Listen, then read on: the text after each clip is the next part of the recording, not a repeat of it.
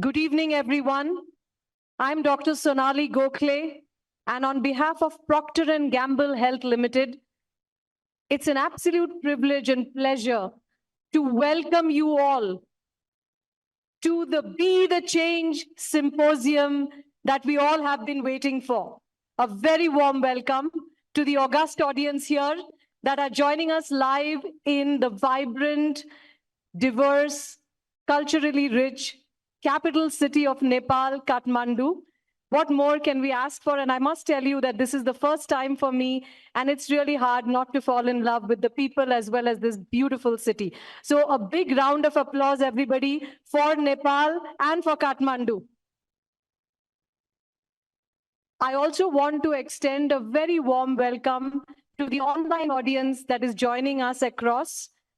And of course, a very, very warm welcome to the esteemed, respected faculty that's joining us here. Not just some of them are from Nepal, but also who have come all the way from Mumbai. I also want to share with you that we have some very, very special, honorable guests whom I want to welcome on behalf of P&G Health. Firstly, a very, very warm welcome, and let's give a big round of applause to the Director General, Nepal Department of Drug Administration, respected Honorable Mr. Narayan Prasad Dakal. Welcome, Dakal sir. Good evening. Namaste. Swagatam. I'd now like to welcome none other than our business partners. The first, of course, probably locally needs no introduction. Respected Prakash Kumar Khandelwal ji, who is the chairman, RKG Group, Central President, Nepal Chemist and Druggist Association. Let's give a big round of applause to Prakash ji. Welcome, Prakash ji. Good evening. The next that I'd like to welcome is none other than the dynamic Mr. Nikhil Khandelwal ji, Director, Nikhil Pharma. Nikhil ji, let's give a big round of applause to him. Welcome. And of course, our esteemed faculty that very soon will be introduced by us, but I want to acknowledge their presence, who have been so kind and gracious to be a part of this symposium. And again, ladies and gentlemen, in no particular order, but I want to begin with our local esteemed faculty, and I want to call out first somebody who is a part of the faculty but cannot be here today in presence in Nepal, but is joining us online. Respected Dr. P.N. Rao, sir, welcome. Let's give a big round of applause to Dr. Rao, sir. And then, of course, here in Nepal, we have respected Dr. S.P. Singh, Dr. Sudhanshu, Dr. Ananta.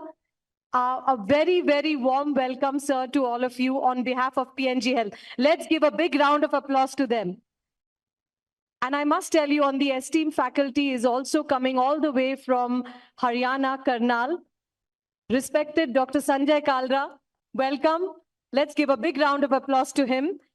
We are awaiting Dr. Deena Shrestha, who will be joining us shortly in the next 5 minutes. I just want to say that it's indeed an honor for us to have Nepal that's hosting us, and without welcoming and introducing the man behind this from P&G Health leadership, and I want you all to give a big round of applause to none other than Mr. Nilesh Barbade, who is the Director, Institution Exports, Distributor Operations. Nilesh, a very warm welcome to you. I think whenever we talk about, any kind of convention or any kind of knowledge program, we commence our event by really lighting the lamp, which is a symbol of knowledge and wisdom. And in Nepalese language, we call it panas.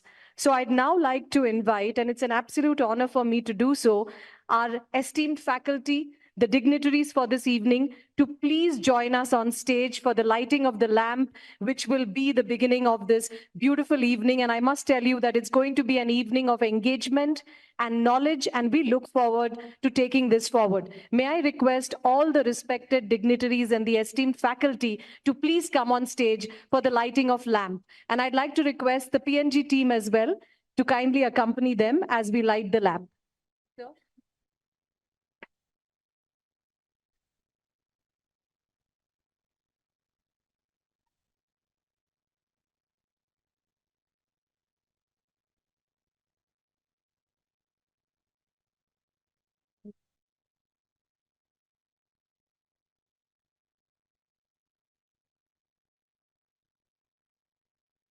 Yes.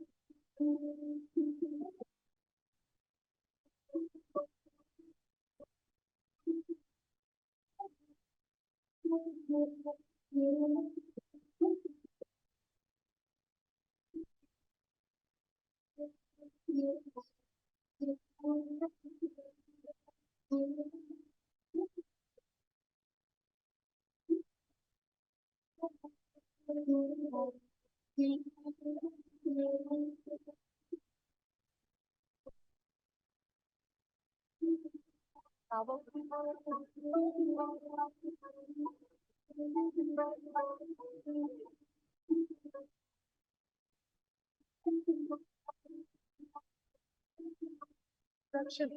No introduction. It's great.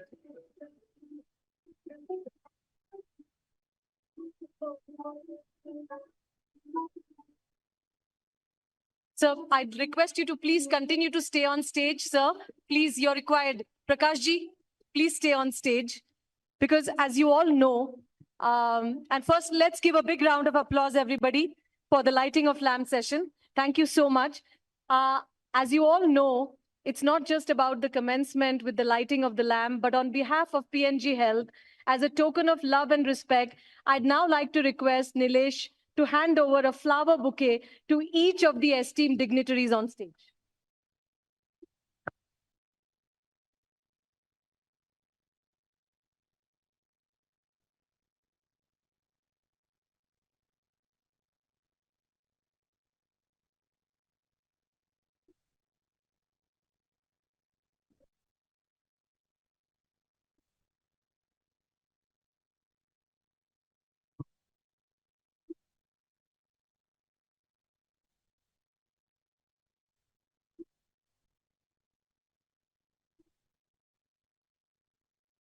Let's give a big round of applause, folks.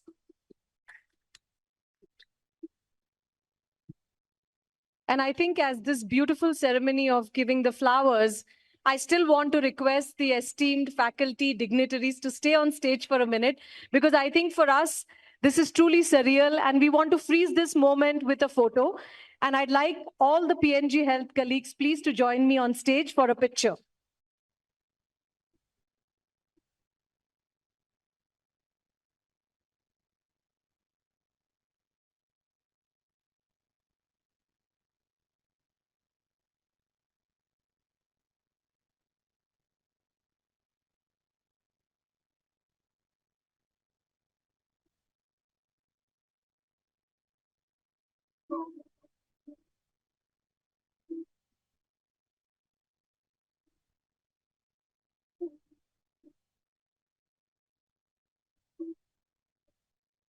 Thank you so much.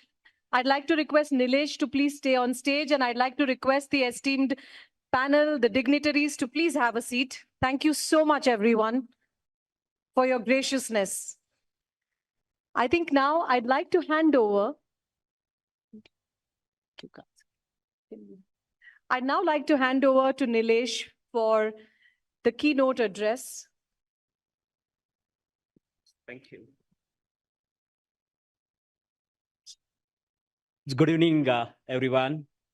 Ladies and gentlemen, esteemed healthcare professionals, our KOLs, our business partner, Honorable Narayanji. It's my privilege to stand in front of you and welcome all of you.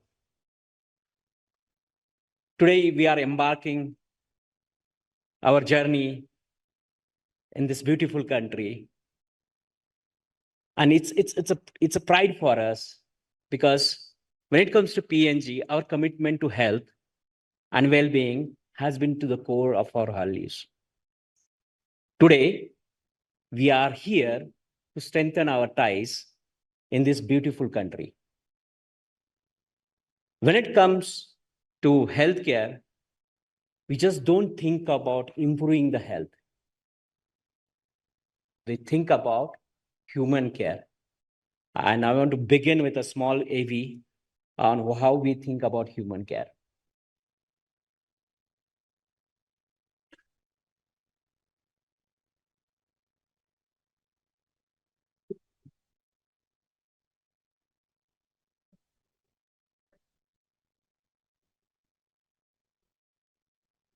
One touch can bring back the will to live. One smile can spread cheer. One nudge can be someone's strength. Because healthcare is human care. And it does not limit itself to just medicines. It is about understanding pain before painkillers, temperaments before treatments, and the person before the patient. This is made possible by a science far superior than any other. A science that goes beyond treating illness to creating a world of care and wellness. The science of human care. We know.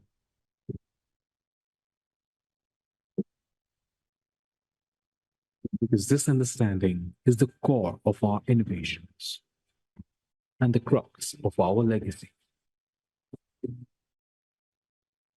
It gives meaning to our medicine. It inspires us to create world-trusted, highly recommended, irresistibly superior quality products that help empower patients and consumers live healthier and more vibrant lives. Healthcare is human care. PNG Health, the science of human care.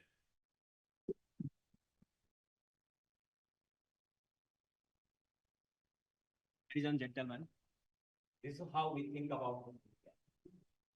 We think it's a human. For PNG,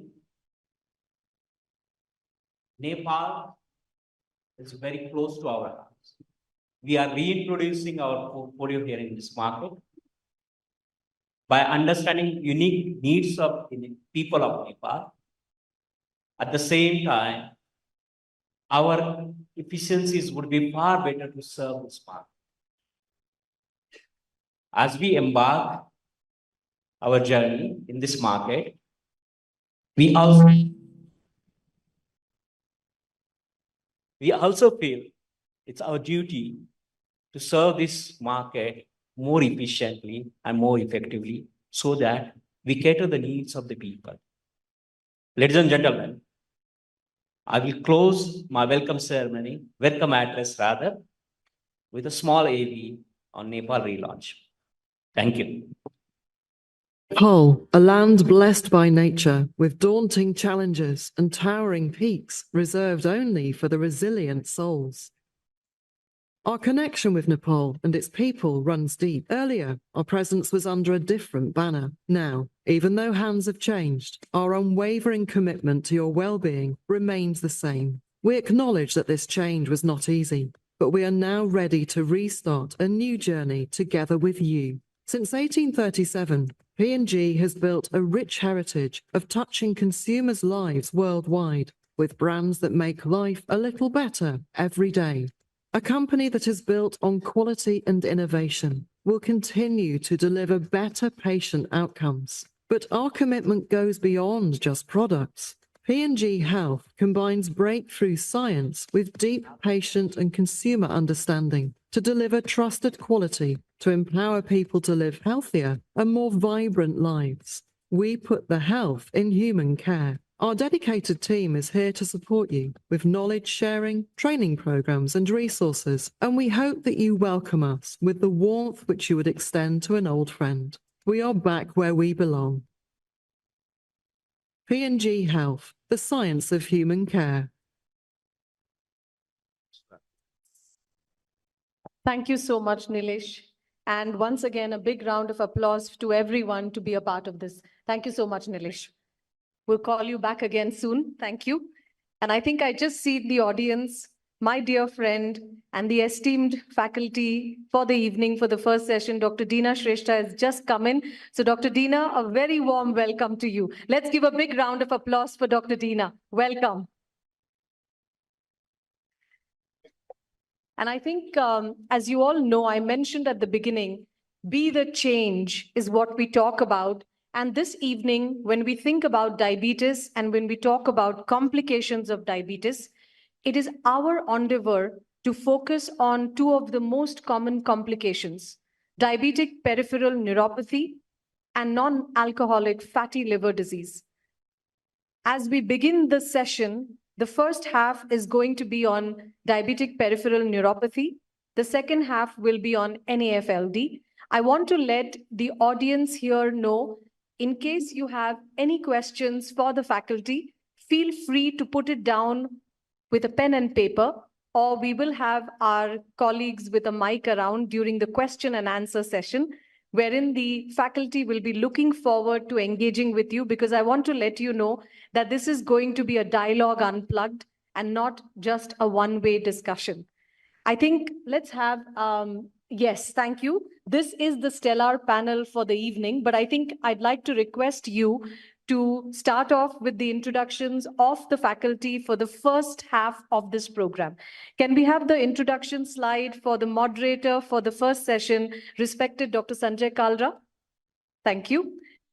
It's an absolute privilege and delight for me to introduce Dr. Kalra, a name that is synonymous when it comes to his work in diabetes, endocrinology. He is the chairperson, Education Working Group, ISE, director and endocrinologist at the Bharati Hospital, Karnal in India, president of the South Asian Federation of Endocrine Societies, and president of the Indian Professional Association for Transgender Health, PATH.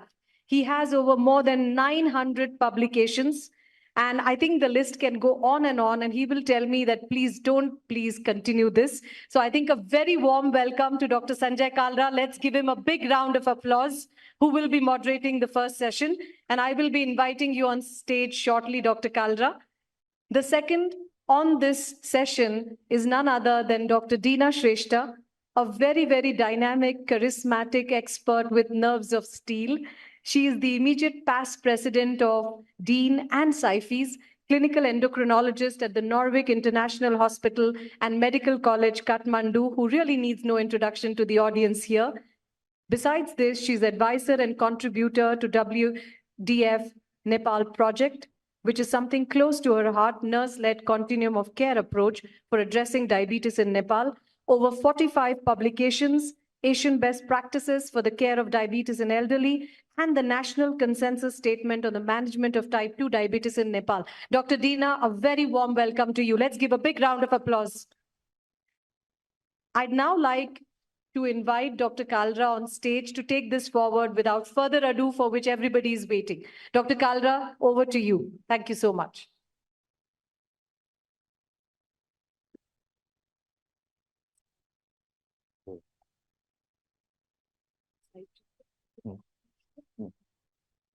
Good evening, everybody. Namaste. It's always a pleasure being back in Kathmandu. Kathmandu मुझे अपना hometown जैसा ही दिखता है, so I feel very much at home. And I think when you feel at home, the reason is the people, the family, everybody who makes you feel part of themselves. So thank you to each and everyone in this hall. Thank you, sir, for your leadership. And thank you to all the colleagues, all the physicians, the endocrinologists of Nepal who have made us part of their family. Credit is also due to Dr. Deena Shrestha, who is one of the founding members of SAFI's, South Asian Federation of Endocrine Societies. 10 years ago, exactly 10 years ago, Dr. Deena spearheaded the formation of South Asian Federation. It may seem a small thing, but it was not easy getting Pakistan and India together, getting Sri Lanka and India together. So, jo diplomacy use ki Dr. Deena ne, Dr. Deena, could you stand up, please, so that everybody can see you? That secret we have to learn from Madam. How is it that she was able to get all the countries together and make us best friends? And we continue to be better and better friends. We feel like family now. Similar kind of issue we need in healthcare also, getting everything together. What has happened is that healthcare seems to be improving on one hand, that is good, but it seems to be fragmenting as well. So there are doctors who will say, I am a heart doctor, I am a cardiologist. I will look only after your heart. That also we can manage. But then there are people who will say, I am an invasive cardiologist. I will do only the invasive procedure. But for keeping your cholesterol, your blood pressure normal, you go to a different doctor. Even that we can sort of tolerate.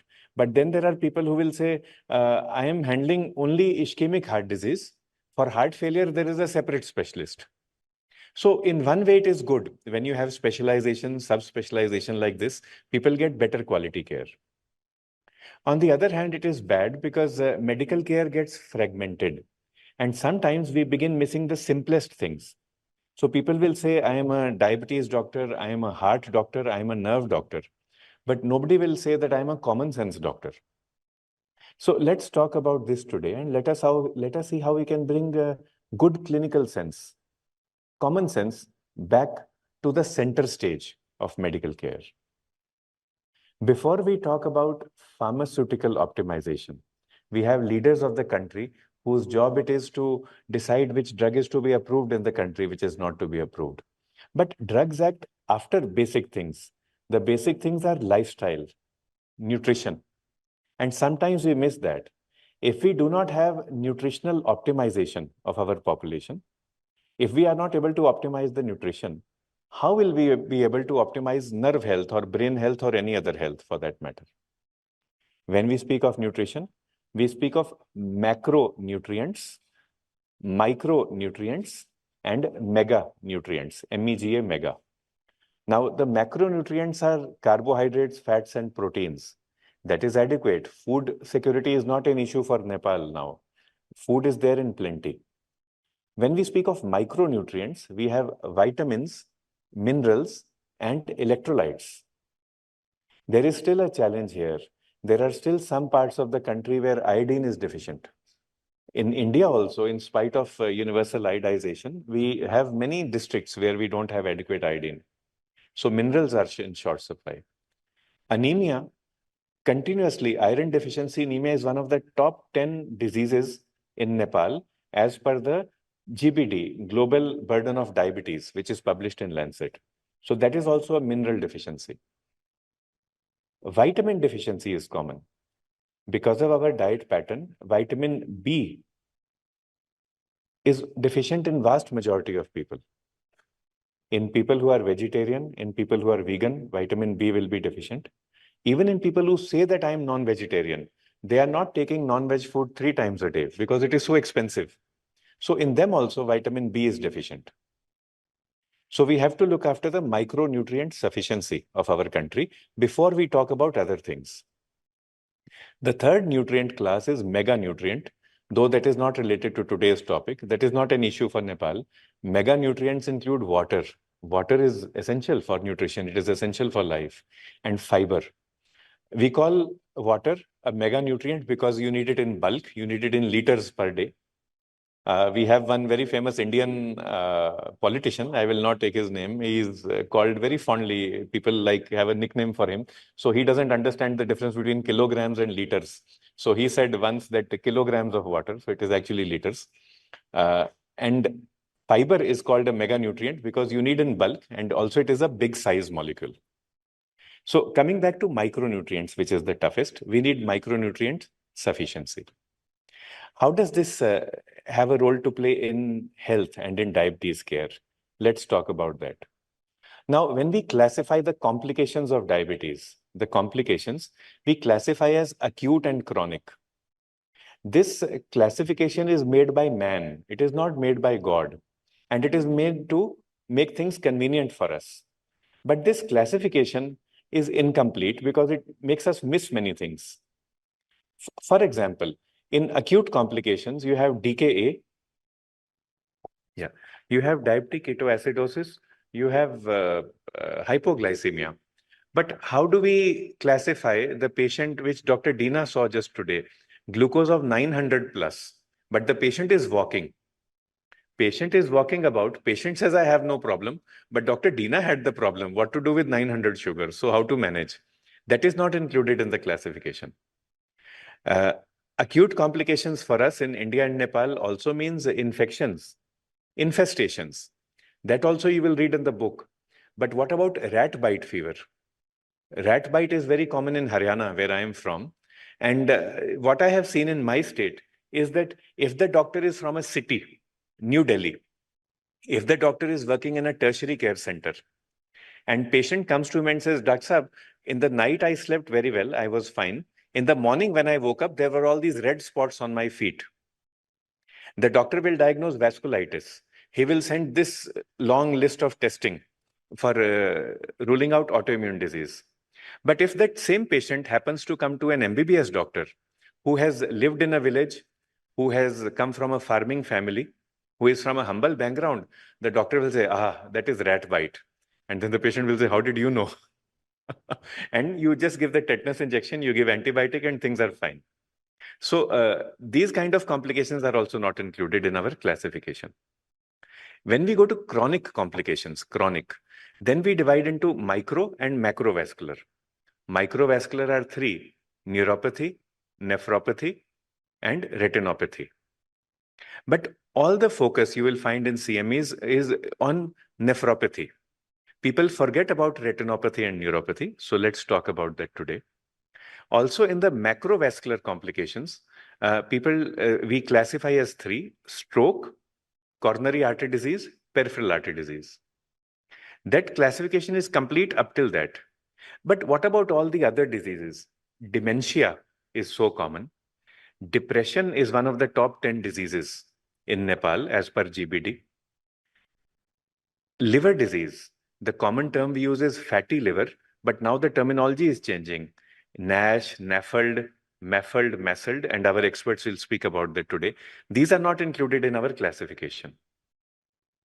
So today, over the next 2 hours or so, let us try to revise this classification and let us try to go back to common clinical sense. Let us do the basics so that we do not forget them. Rabindranath Tagore very famously said that the beauty of a flower is lost if you pluck apart its petals. What is happening is we are plucking apart the petals of the person living with diabetes. And we are losing the beauty of managing diabetes. Now let's think of the person who comes to us in the OPD. It can be a gentleman, a lady, a boy or a girl, and the patient will come and say, Doctor Sahab, I have pain or I have numbness. When I am walking, my slippers fall off. Maybe the patient will say, I feel hot and cold at the same time. The rest of me is feeling cold in winter, but my feet, I have to take them out of the quilt or out of the blanket because my feet are hot. These are the common symptoms that the patient comes with. That is the patient's complaint. And this is neuropathy. Neuropathy is very common in persons with diabetes. About 20% of all people with type 1 diabetes will develop neuropathy after 2 decades. About 20% of all people with type 2 diabetes will have neuropathy at onset. We have to be able to ask the right questions. And 10 to 20% of pre-diabetes patients will also have neuropathy. So that is the level of the burden. It is very common. Neuropathy can be because of different causes. Now, by definition, it is said that diabetic peripheral neuropathy is defined or diagnosed only if all other causes have been excluded. But in South Asia, what happens is there is a multifactorial etiology. At the same time, you have dysglycemia and poor nutrition. There may be an infection or inflammation also. Maybe patient has got COVID or long COVID. There are other factors also attributing to pain. So the pain will not be only because of neuropathy. There is something known as Moan syndrome, MOAN. So the pain can be muscular, O for osteo, that is from the bone, A for arthro, that is from the joint, and N for neuropathic. Patient who has just recovered from dengue fever or chikungunya, he will complain of pain of a different type. That doesn't mean that the patient doesn't have diabetic neuropathy. So in general, the kind of patients whom we see are multifactorial kind of patients. And instead of dividing our patients into and saying this person has got only diabetic neuropathy, this person has got only nutritional neuropathy, it would make sense that we treat all of them together. Also, when we are managing a patient with neuropathy, remember to look for microvascular complications, that is kidney and retina. Remember to look for the macrovascular complications also, stroke, heart disease, and peripheral artery disease. And remember to look for viscerometabolic complications. The viscerometabolic complications will be liver disease, like liver steatosis or fibrosis, and also other diseases. There might be dementia, premature aging of the brain. Even, sir, I am also facing this problem now, and I have termed it memory porosis. So like osteoporosis होता है ना, so बीच में मेरी memory गायब हो जाती है. अभी like suddenly I remembered मेरे को तो talk देनी थी vitamin B पे, तो मैं तो पता नहीं कहाँ की बातें करे जा रहा हूँ. So I am speaking about everything under the sun except my topic. So that is memory porosis. But you have to screen for viscerometabolic complications, including the brain, the liver, and also maybe polycystic ovary syndrome or hypogonadism. How will we do all this? You will be able to do all this only if you can gain the trust of the patient. How will you gain the trust of the patient? By speaking with the patient and by listening to the patient. We call this diabetes therapy by the ear. And we will shortly have a case discussion. We will request Dr. Dina to teach us in Nepali language how to take a history of neuropathy, how to make the patient feel relaxed, how to make the patient trust you. And once you are able to treat the chief complaint, then patient will open up and patient will share other things with you. And then you will find that you will achieve good health. The other good thing is that once you are able to gain the trust of one patient, it is not only one lady or one gentleman who is trusting you. The entire family begins to trust you. The entire community begins to trust you. And you are actually able to help your community and your country. So, madam, we can keep on speaking continuously about theory, but would you like to join us on stage and share a case any case that you have seen in the recent past? And perhaps once we have done that, then we talk about other things, about the association of fatty liver disease and neuropathy. So perhaps you'll join us here? Yes. Yeah. Thank you so much. So welcome everybody. It's good to see you all full on a Friday evening. Dr. Sanjay has always been good at gathering all of us together, and thank you for the honor. But I think the biggest honor today was Dr. Sanjay calling me madam. So thank you, sir. This case is not my case, but I'm presenting this, and this is just a very simple everyday like cases that we get, like nothing that we really have to worry too much about, but just something that we want that you see this case, and if there are any questions, you have any doubts, what do you think you want to do, or is there any other things you want to think about? Like that's what this is about. So this is not my 900 case. So today, there was a boy, lost 10 kgs, kept having honey because he thought better, and came with the 937 sugars into my OPD as one of my last patients, saying, बुवा तपाईको patient हो सो म तपाईलाई पनि भेट्न आयो अलिक दुब्लाए जस्तो लाग्यो and he had just lost 10 kgs. But this case is in a simpler one. So this is a 68-year-old male, 3 years भइसक्यो, impaired glucose tolerance. So he's not a frank diabetic. He wasn't for the last 3 years. We see so many of these patients, borderline diabetes, pre-diabetes, अलिअलि थियो, 2 वर्ष अगाडि दिल्लीमा भने थियो कसैले मलाई, and they never kind of follow up properly or follow any lifestyle, but they kind of know in the back of the mind that दुईटा रस भरेको सट्टा एउटा खान पर्यो, or दही अथवा चिया खान पर्यो भने sugar free खान पर्यो, that kind of a patient. Prior medical history is hypertensive, so quit smoking, which is nice, non-alcoholic, which I was thinking Nepal it's going to be difficult, but okay, and normal stress electrocardiograms every 2 years. So he's kind of a patient who's aware, but not very much compliant, but he's there somewhere. So when we examined him initially, we can say that he's not very morbidly obese, right? And leads a physically active life, playing golf. I was like, that's fancy. Nepalma usually badminton हुन्छ हैन म त एकदम पसिना काटेर badminton खेल्छु. So they always think that they're going to be healthy for a very long time. So playing golf frequently and almost taking vigorous walks almost daily. So we all have met these patients, right? Sugar alikata छ, sugar free खाइरहेको छु, morning walk जान्छु 2 घण्टा, पसिना पुरै काट्छु, अनि साथीहरुसँग त्यसपछि badminton खेल्छु. And then they feel that no way on earth they're ever going to have any complications or going to become diabetic because they're doing all the things that are right according to them. So, but good thing is he has lost 10 pounds, is about 5 kgs, 4.5 kgs, and was able to normalize his blood glucose levels with this regimen. So basically doing not too bad. And then the physical examination, everything is good except both the feet, there's definitely some kind of extra sensation and a decreased vibratory sensation. So there's hyperesthesia on the both feet and decreased vibratory sensation. Thyroids, everything is fine, pulses are good. He was not depressed, but he did feel that he was a bit getting tired, right? So next slide. So yeah. So ani ke bhayo bhane chai ni 3 महिना अगाडिदेखि, like, people are like, okay, my feet are a bit burning, tingling. 2-3 महिना, they just ignore it. They think it's because of dehydration, work, stress, whatever they can blame it on. But he did feel that there's something going wrong. He admitted that he was not feeling well. Like we said, fatigue was one of his symptoms, and that his walking was becoming more of a chore. He denied chest pain, everything is fine. He's saying, no fever, nothing. The rat didn't bite him for sure on his feet. And then he denied any other symptoms of whatever. And then when seen in the office, he had gained back a few more kgs. That can be because, he's not feeling good. So maybe his exercise and everything is going a bit down.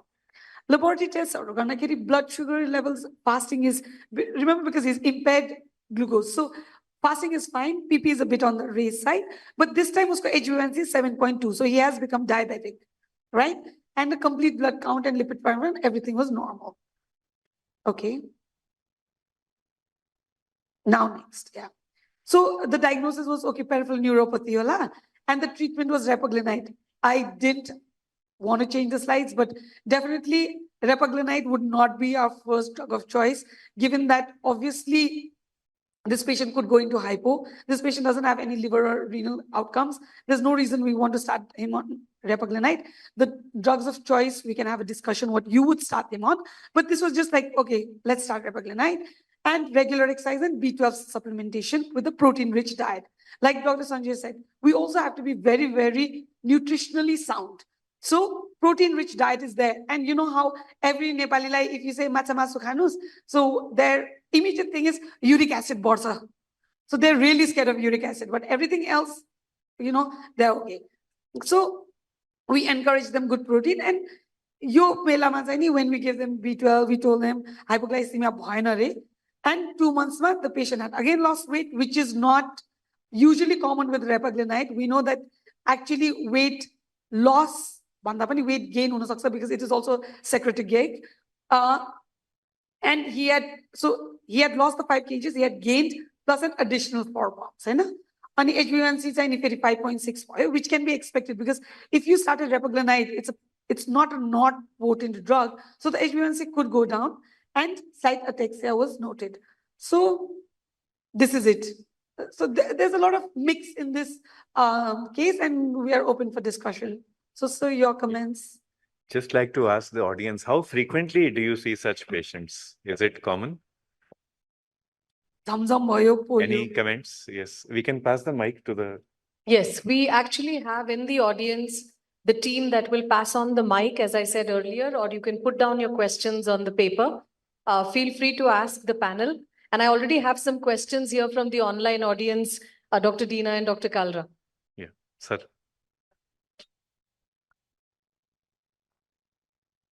Yeah, obviously we encounter in day-to-day practice daily.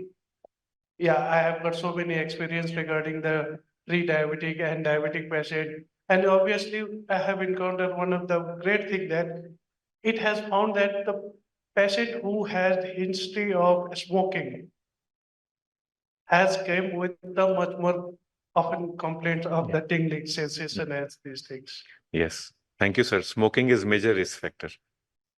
Any other comments? How frequently do you see such presentation? It's quite common, sir. Like if we, especially if you go towards the Tarai belt, a lot of people are not very much nourished. They kind of eat, even if they're not non-vegetarians, they would eat once a week or once a month and in very low proportions, you know. Yeah. They would wait for festivals. Maybe like Dasai was one of those events when people eat a lot. But we do see that a lot of people complain about, like they could say, Jew polio, zamzam goryo, you know, it's burning, it's giving vibrations. I don't feel my feet, like you said. I mean, I've never heard somebody who said my slippers fell off. I mean, but yeah, they do feel, a lot of people feel it very uncomfortable. And very typically, as in the books, they do complain that raat ko it gets worse. Like, you know, when they're in bed, it gets worse. That is one easy way of finding out. So you can tell your patient, and if you can explain in local language, empower the patient. See, whatever medicine you are going to give at the end, let us say it is vitamin B, vitamin D, vitamin E, or maybe something to resolve the pain. If you tell the patient something like this, thank you, madam, for explaining your symptoms so clearly. So, आपने एक तो thank you बोला, patient is happy, तारीफ की, you are just not saying thank you. You are saying thank you and you are giving the reason. Thank you, madam, for explaining your symptoms so carefully. Now I am able to understand what you have told me will help me help you. तो अब patient बराबर का हिस्सेदार बन गया. Now suddenly it is two doctors, the patient and you together as a team. खुद सोचो, imagine yourself to be a patient and see how you will like it. If the other person says, let us say you want to go to New Road and you want to go to Indra Chowk and you want to buy jewelry. And you explain to the fellow, वहाँ पे खान साहब हैं, they're very beautiful shop actually if you go. तो you tell him, मेरे को ऐसे वाली jewellery चाहिए, वैसे वाली चाहिए, ऐसे वाली चाहिए, वैसे वाली चाहिए. I want to take it for my wife or my girlfriend. So then he will say, हाँ, Dak Sahab, I understand what you want. This is perfect for you. But supposing I don't go and tell him all this and I just tell him I want jewelry. So then how will the poor person help me? So I keep on looking around, I want jewelry. I am not even telling him whether I want it for my 20-year-old daughter or for my wife or for my mother. He will not be able to. Girlfriend. You also mentioned girlfriend. गलती से हो गया. That memory process again. So just like ना, जैसे neuropathy में होता है कि you can have positive symptom like pain or tingling and you can have negative symptom like numbness. ऐसे ही in memory process you can have negative symptom which means I have forgotten what I wanted to say, and you can have positive symptom. You end up saying the wrong thing to the wrong people. So please don't tell anybody at home. Sure, sir. Only like 200 people are here, but it's a secret between all of us. So you tell the patient, thank you. Now I can help you. And then you add one more thing. If you had a muscle disease or a joint or bone disease, probably your pain would have increased on activity. But what is happening when you are active, when you are working throughout the day, you are fine. It's only when you come back to rest, then your nerves get up and they say, sir, please help us. Madam, please help us. I need help. I need food. Now, this simple thing that you are telling, you may think it is simple. You may think everybody knows it, but patient doesn't know. So what is going to happen, Dr. Dina, if we tell this to the patient, how will the patient react? How will her, and supposing a beautiful lady has come to show me, will her sisters-in-law, her friends, will they come to show me again then if they have similar symptom? If we cure her, right? Yes, sir. If I cure her, yes, they will come. So actually, if you do that, take the good history, involve the patient, what you will find is patient will become okay. And patient's friends, family, they will also come to show you. एक और neuropathy की मजेदार बात है, sir, the entire community attacks us for medicalizing normal disease, normal conditions. Like on media, when you go, they will say that we are giving statins to everybody. They will say that we have made menopause into a disease. It is not a disease. But actually what is happening is diseased conditions are being made normal. Let us take example. This particular gentleman who came, 68-year-old male, Yes. he had got numbness and tingling. Who is the first person he will speak with? He will speak with his friend, brother-in-law. Same age, same ethnic group, same caste. And if you speak in Nepalese, he will say, you know, I have got numbness in my feet. So can And- I break that? Yes. I think he would have told his wife, and his wife would have said, "Hey, malai jhan ke duksa." Yes. And then he would have gone to his brother, and that brother would have been empathetic. But I think the first person he would have said is to his wife, ki, you know, I feel something. And she's like, I've been feeling that for the last 20 years, and you never gave me any attention. So then he has to go to his brother-in-law, like you said. That is 100% true. If it is a Punjabi or Haryanvi gentleman, he will go and tell his wife, you know, I have got numbness in my feet, and she will laugh at him and say, so what? I have got numbness in my hands also. You never bothered about me last 30 years. Why should I bother about you today?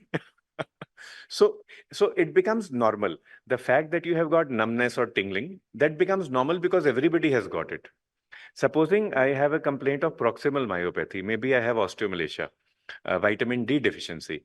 I go to the temple. I am not able to bend. I am not able to bow. I speak with my friend. He says I am also not able to bow. So it means everybody has the same disease. So we don't go and seek treatment. ऐसे ही, let us say my liver enzymes come high, or the ultrasonologist tells me I've got fatty liver grade 1 or grade 2. Now this is a serious thing. But I will speak with my friend or with the ultrasonologist. He will say, यार सबका ही ऐसा आता है, ऐसे ही चलने दो. So we are normalizing the disease. So, ऐसे, Dr. Dina, how do we handle this in the community then? What more can we do with this patient to help them understand that we can help them? I mean, of course, when these patients come with these symptoms, so we know that we are giving them help, but it's only that whether we bring them out in history. This guy particularly came to us, so it's always easy to help, because he's complaining. But to find a patient who, while taking history, he's like, then he's like, we ask them, do you have Rati Polni? And he says, yeah. Then I'm like, okay, I'm going to write you some vitamins. Then those are the typical patients. They're like, I don't want it. Because like, why no you I'll take some fruits, or I'll walk, or I'll do better, but don't give me these meds. So because in Nepal, a lot of times, even vitamins are considered medication. They're like, kati ausadi khane, khana le nahi khane, because diabetic people anyways have like hyperphagia. So they're just like, they want another excuse to eat. But so today, again, I can, through the short memory, I have a patient who came with 6 hemoglobin in July. And I said, what did you do about it? And she said, no, I just ate some fruits. So I said, you've not checked it. And she's like, don't check it. She's very particular. Why not check nagarnos? मेरो hemoglobin अब ठीक भइसक्यो मैले धेरै फलफुल खाइसके मेरो आँखाको operation गर्नलाई मलाई सुगर ठीक गरिदिनुस्. I was like, okay. So a lot of education, awareness, your finances, all of that makes a difference. The only thing I can say about these patients is that, one, compliance is a problem, sir. And here sometimes we feel that absorption is a problem, because we know that not every pill that we take is going to be absorbed and go into our bloodstream properly, even with these B12s. So sometimes we need to give IV and we need to give them IM. And that is when we are really facing a problem. When, like you said, if the lady does well, she's going to go and tell her friends that they did well. But what if she has malabsorption? Then she's going to be like, like, she was just a sweet talker and just duped me into these vitamins, and nothing really worked. But when you check her B12 after even 3 months or 4 months, it might just be very minimal because she's not absorbing it. So that is something that I think as physicians, we have to tell them when we're giving pills that I'm giving it to you, but maybe you won't do better. And I might need to further your treatment. So I think that's what we can tell him. Like motivation and communication is very important. Let me just share some examples from my practice, and then we again open up to the house. Please share your best practices with us, or share your challenges. So see different ways of communication. For some patient, I might say, ठीक है, आप medicine नहीं लेना चाहते. Supposing patient says, I don't want any medicine, don't want any vitamin. This is not a medicine. Medicines are like a key. चाबी की तरह होती हैं. चाबी का काम है ताले खोलना. We are not giving you any medicine like that. This is just a simple injection. You imagine like it is like grease or like lubricant. जैसे मशीन का तेल लगाते हैं ताले को, बस 2-4 टीके लगाएंगे, ताले को तेल लग जाएगा और फिर आप खुद चल पड़ोगे. That is one way. Another way might be जैसे स्कूटर में पेट्रोल भी डालते हैं, बट मोबिल ऑयल भी डालते हैं. So in Haryanvi we call it mobile. So mobile bhi dal rahe hain. So we are just adding the mobile oil or the anti-kick factor to it. Another factor might be कि आप भात तरकारी बना रहे हैं, आलू भात बना रहे हैं, तो थोड़ा सा तो घी डालते हैं ना. Little bit of cooking oil is required. जितनी मर्जी कंजूसी करो. तो you just imagine that this injection Neurobion is the cooking oil. That is all we are doing. The rest is your vegetable, your fruits only. And thank you for saying that you will eat more fruits. That will help you. Let us just add that little bit extra of cooking oil to make things improve. Sir फिर वो बोलेंगे आप ही बोलते हो तेल मत खाओ घी मत खाओ फिर आप ही घी डाल रहे हो. So it is like ghee, and you will not need the ghee also. So that is one way of motivating the patient. Another way of motivating patient is in college, none of us have learned theories of motivation. That is why sometimes we struggle in practice. हमें पूरी science आती है, we know all the science, but we don't know how to motivate. So there are many theories of motivation. The simplest one is a bifactorial theory. One is need for achievement. One is fear for failure. Let me try to simplify. Supposing there is a student who is getting 93%, 91% in exams all the time. You want to motivate her to do better. Will you tell her fear of failure? बच्चे अगर पढ़ाई नहीं करोगे तो तुम fail हो जाओगे. She will laugh at you. मेरे तो सर 91% आ रहे हैं. I am not going to fail. तो उसके लिए है need for achievement. बेटे और पढ़ाई करोगे तो you will get 99%. तुम्हें वजीफा मिलेगा. You will get scholarship. या you will get to go to England or Australia. Free scholarship. या Germany is giving free scholarship. So need for achievement. On the other hand, there is a boy who is scoring 34, 35%. Usually ये boys होते हैं, girls नहीं होती. तो I'm trying to make up for that girlfriend वाला part ना. हाँ. So 34% आ रहे हैं बच्चे के. Will you tell him कि need for achievement, बच्चे ज्यादा पढ़ाई करो so that you can get free scholarship to Germany. He will laugh कि सर पास तो मैं हो नहीं रहा, नेपाल के पेपर तो हो नहीं रहे, मेरे से जर्मनी भेज रहे हो मुझे. उसके लिए fear of failure. बच्चे पढ़ाई कर ले, otherwise fail हो जाओगे, कोई लड़की शादी नहीं करेगी तुमसे. This is actually what we have to tell in Haryana, because in my state there are 800 girls for 1000 boys. तो सारे boys को हम बोल रहे होते हैं पढ़ ले लिख ले 10th class पास कर ले, नहीं तो कोई लड़की शादी नहीं करेगी तुझसे. So that is the only way. Fear of failure भी तुम कवारे रह जाओगे throughout life. You will not get married, so then they study. Okay, same in neuropathy. दीदी आप ये इंजेक्शन लगाओ, 5 इंजेक्शन अगर आप लगाते हो तो आप देखना आप हस्बैंड के साथ कुश्ती लड़ने लायक हो जाओगे. You will be able to wrestle with your husband.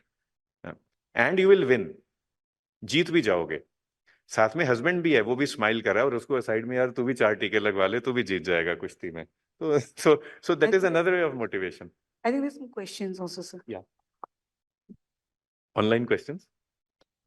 Yes. Okay.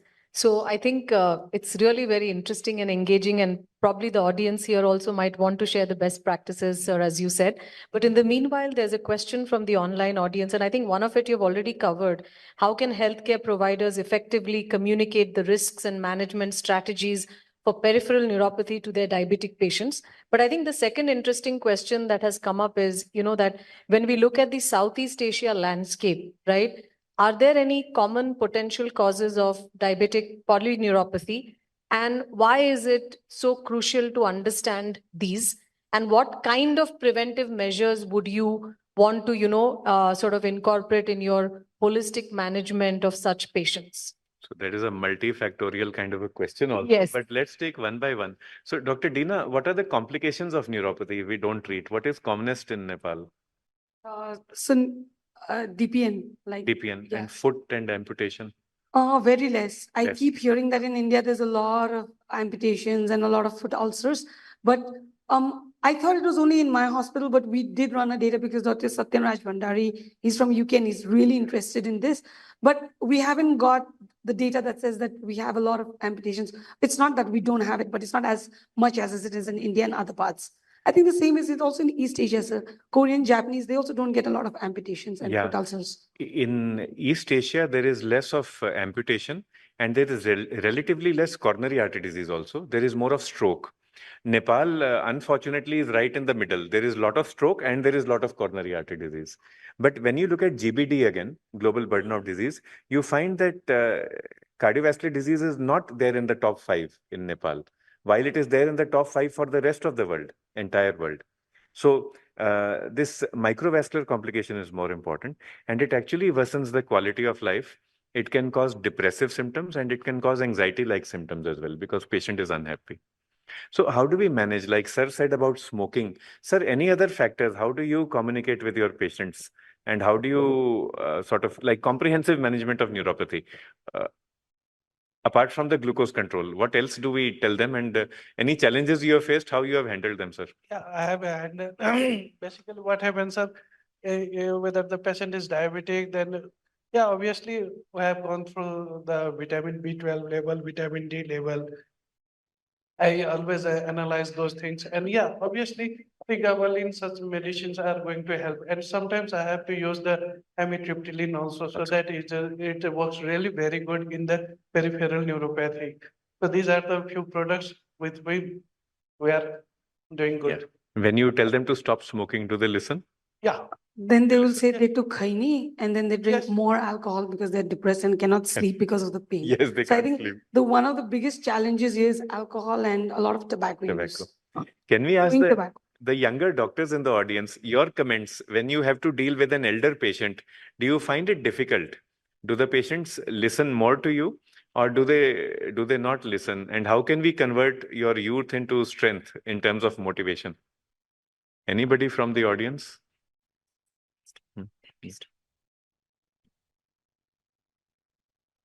No young people in We the are audience? shy by nature, sir. We are shy by nature. But please don't tell my girlfriend wala secret to anybody. Not you can tell to everybody, but don't tell to my wife, please. Any comments, any best practice, any challenge?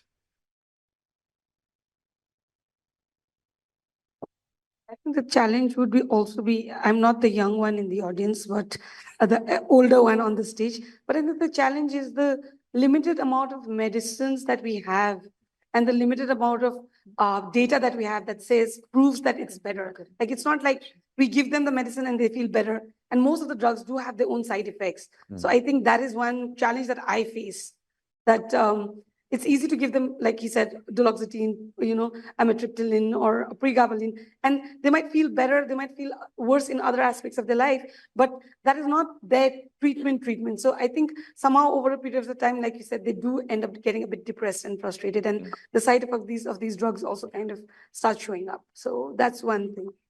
One question before we conclude this aspect, that is for respected Dr. Dhakal sir, if you don't mind. Sir, newer and newer drugs are coming now into the market, and you are the gatekeeper. And so many applications come to you. You view all of them on merit. What is the relative role of drugs in improving our health, in improving the health of Nepal? And what is the relative role of nutrition, communication, being a good doctor, just listening? When you were a student, how many drugs were available? You were still working 24 hours a day in the ward. So what are the thoughts that come to your mind when you see the changing landscape of healthcare? Sir. I think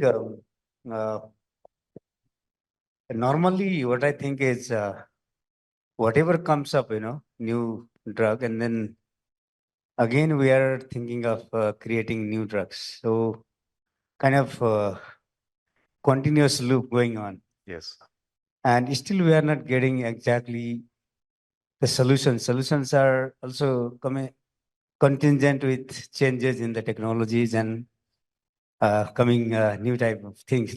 She mentioned about using medicines, they are causing another type side effects, Yes. So what I feel most of the time is we should have a holistic concept of treatment, We are more of focusing on symptomatic kind of treatment.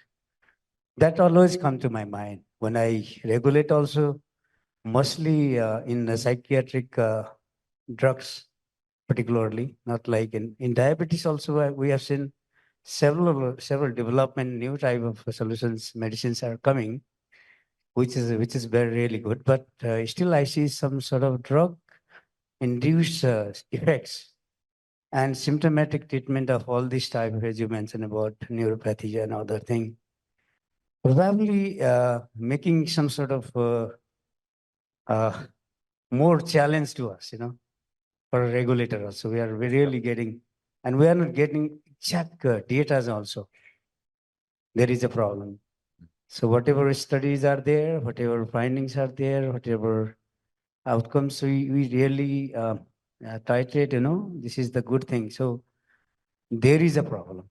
So we have a challenge in this, innovations of medicines and getting some holistic concept of treatment. This is making a problem all the time, what I feel.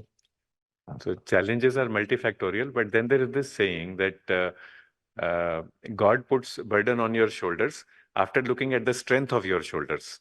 So if your shoulders are strong, sir, you will be able to handle all the burden.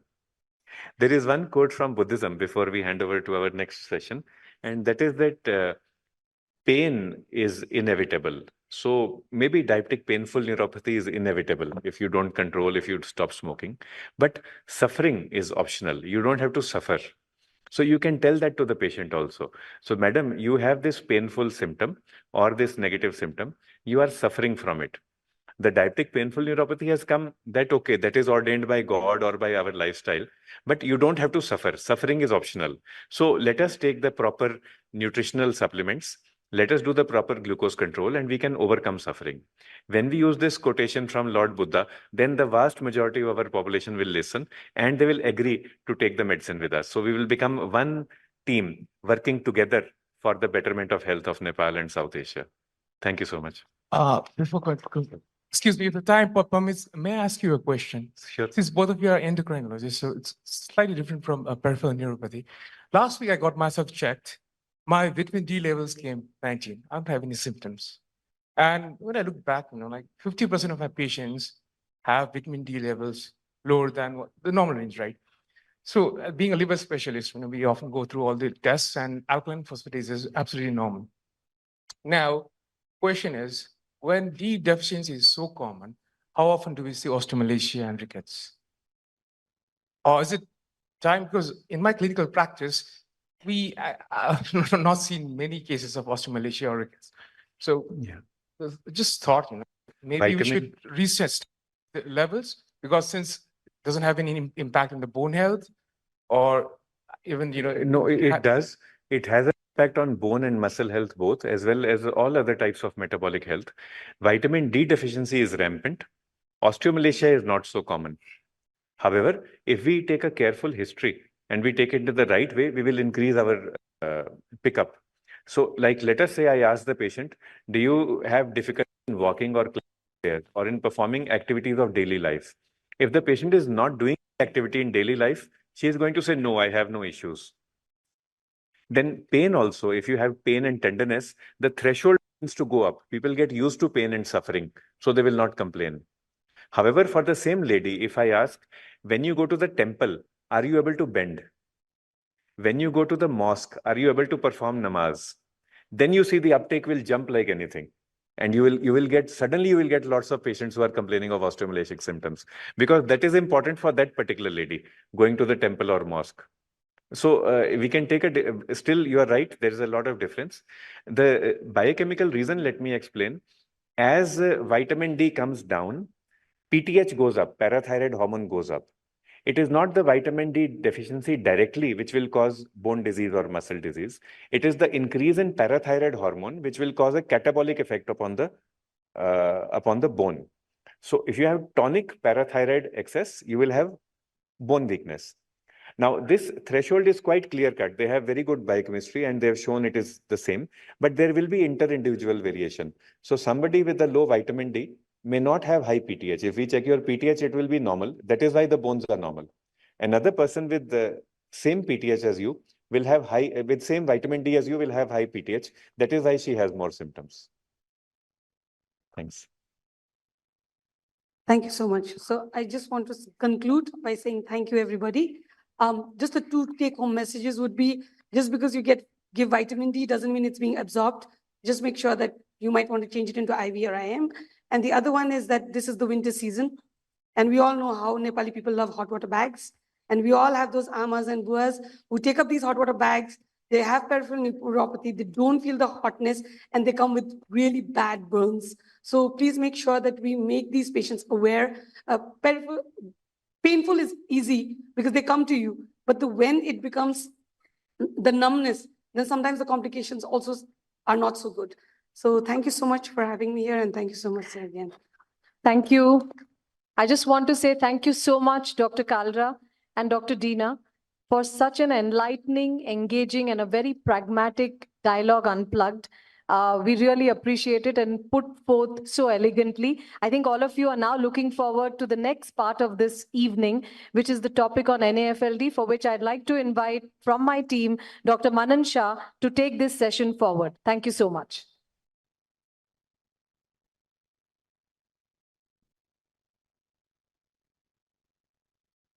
Thank you, Sonali. Thank you, Dr. Kala, Dr. Dina. I am Dr. Manan Shah. I again welcome you on behalf of PNG Health. And it's very happy to see such a large gathering of learned delegates. So we'll now dwell upon the NFLD session, right? NFLD, as we know, its prevalence is increasing, okay? From something which was less than 5% before a couple of decades, is now into mid-30s or early 40s. So it's a growing problem with not of many apparent symptoms, and we'll dwell further how it's progressing, what are the strategies to mitigate it. And for that, we have expert panel of 4 expert hepatologists, gastroenterologists. And can we have the introductions, please? We'll first introduce Dr. Sudhamshu Kesi. Sir is currently Professor of Hepatology at National Academy of Medical Science. He's also the President of Nepalese Association of Liver Society, Study of Liver. And he has more than 50 publications in the various international journals. He's also Executive Committee member of the South Asian Liver Society. So welcome, sir. We are happy to have you here. And we look forward for your insights and knowledge on the topic. Can I have the next introduction, please?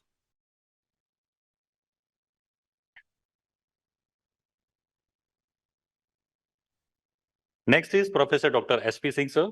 He is currently President of Indian National Association of Study of Liver. He is also the President of South Asian Study of Liver Diseases and has been teacher to many of the gastroenterologist students and doctors so far. He comes with a lot of experience in terms of teaching as well as research. He is in a part of so many treatment guidelines managing various gastroenterology diseases, and he has specially come for this program from the city of Cuttack, traveling for more than 8-9 hours. So we are happy to have you and welcome, sir. Next, please. So next, we'd like to introduce Dr. P.N. Rao, sir. He was a past president of INSL, which is the Indian Association for Study of Liver. He's also Director Hepatology at AIG Hospital, Hyderabad. Sir could not join us physically here, so sir has joined us virtually, and we look forward for deliberations from the sir when he is presenting. Yeah.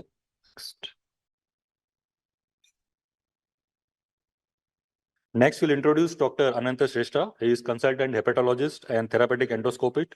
He is currently secretary of Nepalese Association for Study of Liver, and he'll also deliberate around the context aspects of the situation or the status of fatty liver NASH in the country of Nepal. He is also, a member of South Asian Liver Society. He has more than 50 publications and highly involved in academic and teaching aspects. So welcome, sir. We are happy to have you. And before we progress for the sessions, I'll introduce and request Dr. Sudhamshu, sir, who's going to moderate the entire session of NFLD, to please come on the stage and set the context, and then we can have the session starting. So thank you so much.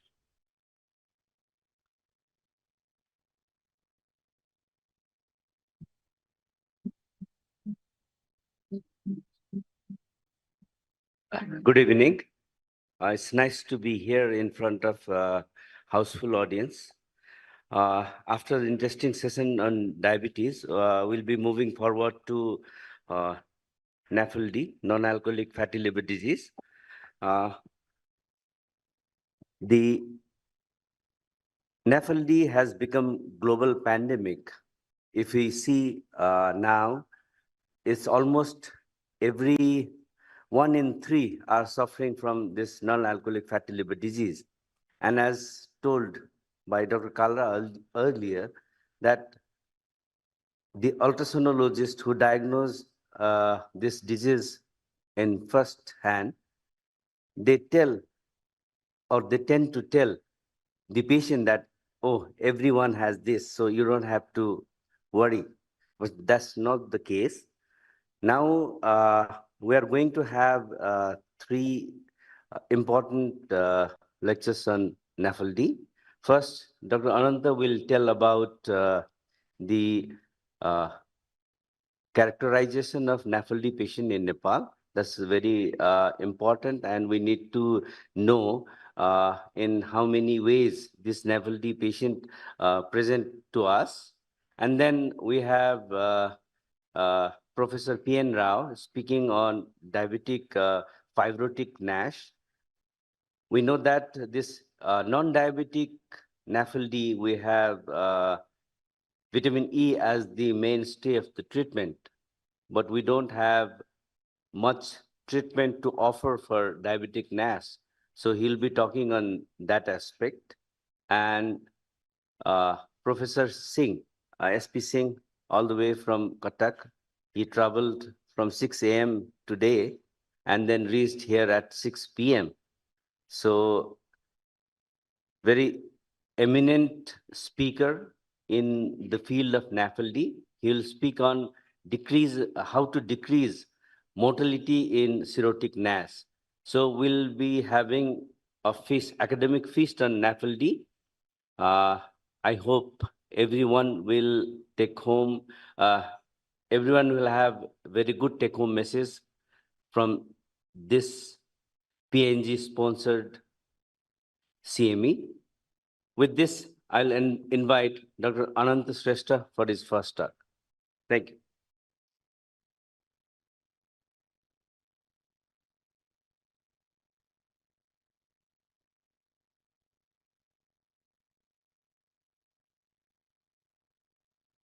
A very good evening. What a wonderful session we had this evening on peripheral neuropathy. I go home learned today because today I learned how to say thankful to the patient in a very graceful way. That's that's something that I'm really going to practice from tomorrow. And I would like to thank PNG for arranging this wonderful meeting. I had a big dream, that Sudhanshu and myself having a joint meeting with the Endocrine Society, because NAFLD is something that is really coming up really too fast. And we, both endocrinology, especially diabetic patients and NAFLD patients, share so many things in common, metabolic syndrome being the common foreground. And there were so many problems that we really thought that would require both the consensus of the endocrinologists as well as hepatologists. So probably we'll take this opportunity to interact in the sessions to come. So can I have my slides, please? Okay. So in next 10 minutes or so, I'll be talking about what NAFLD looks like in Nepal. Now, for those guest speakers who've come all the way from India, Nepal is a small country with 147,000 square kilometers, and population of nearly about 30 million. We have ethnic diversity, a whole bunch of people who are descendant of a Mongolian origin to Aryans and all. And we have got geographical diversity as well. It's a landlocked country, and we have a good spectrum of liver disease across the whole country. So these are my talking points. Now, as of now, we don't have any population-based data on NAFLD because none of any such population-based epidemiological studies has been conducted in the past. But then we conducted a small study, and this was among apparently healthy subjects who were attending regular health checkups in urban Kathmandu. And this was a prospective study. So we had 705 subjects, and we screened NAFLD by ultrasound, and we excluded alcohol, hepatitis B and C. Age was from 15 to 82 years old, and male to female ratio was fairly equal. So this was what it looked like, So crude prevalence rate was 46 to 19%. As you can see, as people start climbing the age from 25 on towards 50, the prevalence of NAFLD, the orange one is in the NAFLD people, and the yellow ones are non-NAFLD. And then prevalence of NAFLD goes on increasing. But this is the demographic curve of Nepal. So we have to adjust for the age.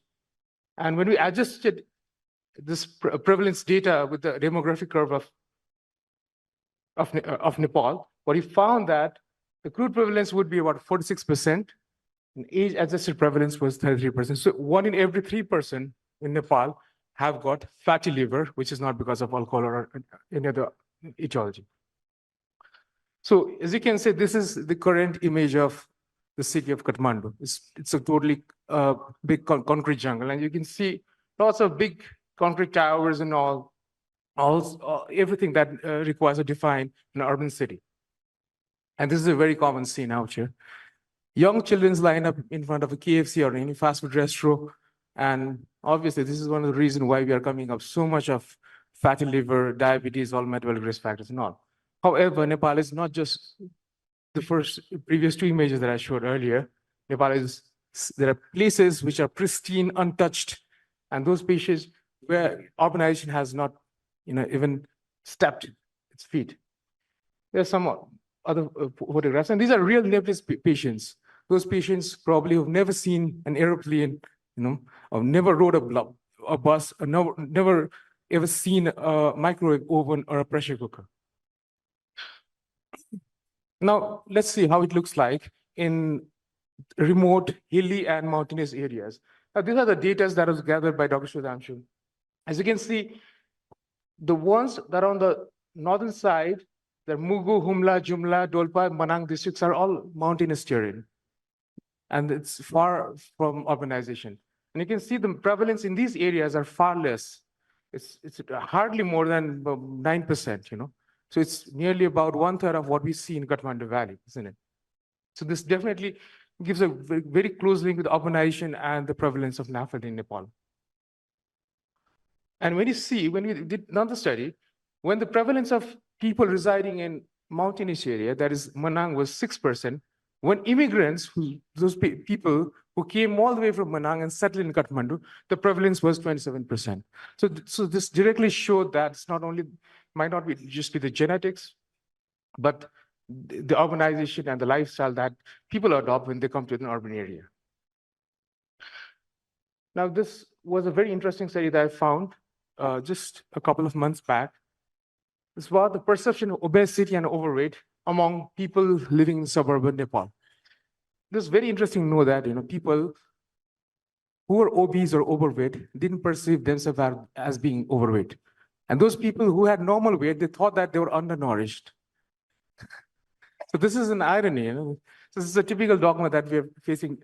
And there were a couple of statements that these patients made during this study. And if I lose my weight and visit there, that means the maternal home, or what you call, in Hindi, you call Maiki, or yeah. So they or the neighbors would say that my husband did not provide me enough to eat. If I go with my increased weight, they will say that my husband loves me. So that's a new paradigm for, defining the standard of love. Another person stated that we are 5 daughters-in-law in the family. It looks odd when there's one thin person in the room. So it does not match in the family. So this is what the reality about perception about the body image or the obesity and overweight is like.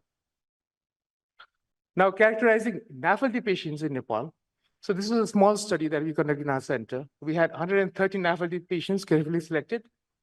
Male to female ratio was 76 to 37, so twice were male. And mean age was in mid-40s.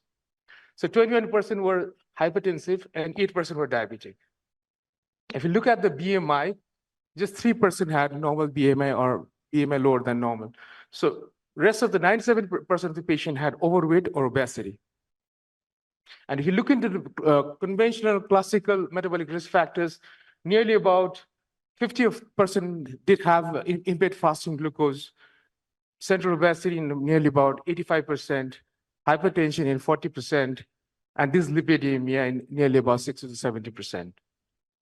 And if you look into the number of metabolic risk factors, 75%, nearly 75% of this patient actually had 3 or more metabolic risk factors, conventional metabolic risk factors.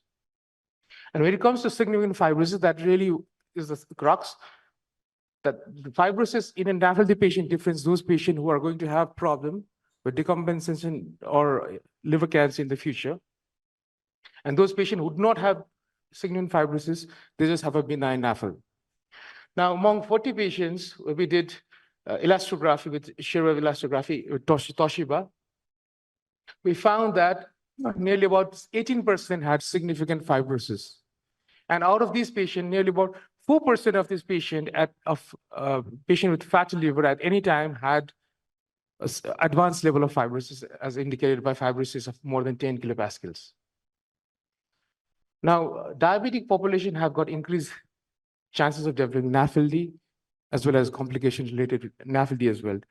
So this was another study that was that included 540 diabetic subjects, where they studied these patients' different parameters, and they found that nearly about 60% of the patients had deranged liver function tests, as evidenced by raised ALT and AST levels, and metabolic syndrome was independently associated with elevated ALT and AST. And this is another study by Dr. Niyanta's group, and when they found that prevalence of fatty liver in diabetes was 75. In general population, it is 33%. When it comes to diabetes, it is 75%. And nearly about 18% of these patients who have fatty liver have significant fibrosis when they used NAFLD fibrosis score tool. And something about genetics, nearly about 50% of our patients who have NAFLD have got homozygous genetics for PNPLA3 status in Nepal. This is data from Dr. Vikas. And so really, like to conclude, prevalence of NAFLD in urban Nepal is compared to the regional prevalences. That is about 1 in every 3rd patient in Nepal would have fatty liver. Rural Nepal, however, has very low prevalence of NAFLD. Nearly 3/4 of the NAFLD subjects have metabolic syndrome. 3.3% of NAFLD have lean BMI or lean NAFLD. Significant fibrosis is noted in about 18 to 20% of these patients. And PLA3 homozygosity is noted in nearly half of the NAFLD population in Nepal. And these are my acknowledgements. Thank you very much.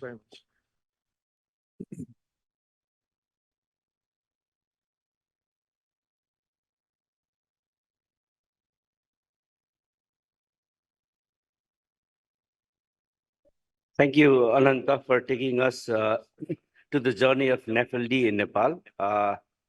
Yes, without going to the issue of nomenclature from NAFLD to MAFLD to MASLD, we need to know what are the situation of our own place, and then we need to act on prevention, because this is preventable disease, and we know that we don't have any proper treatment.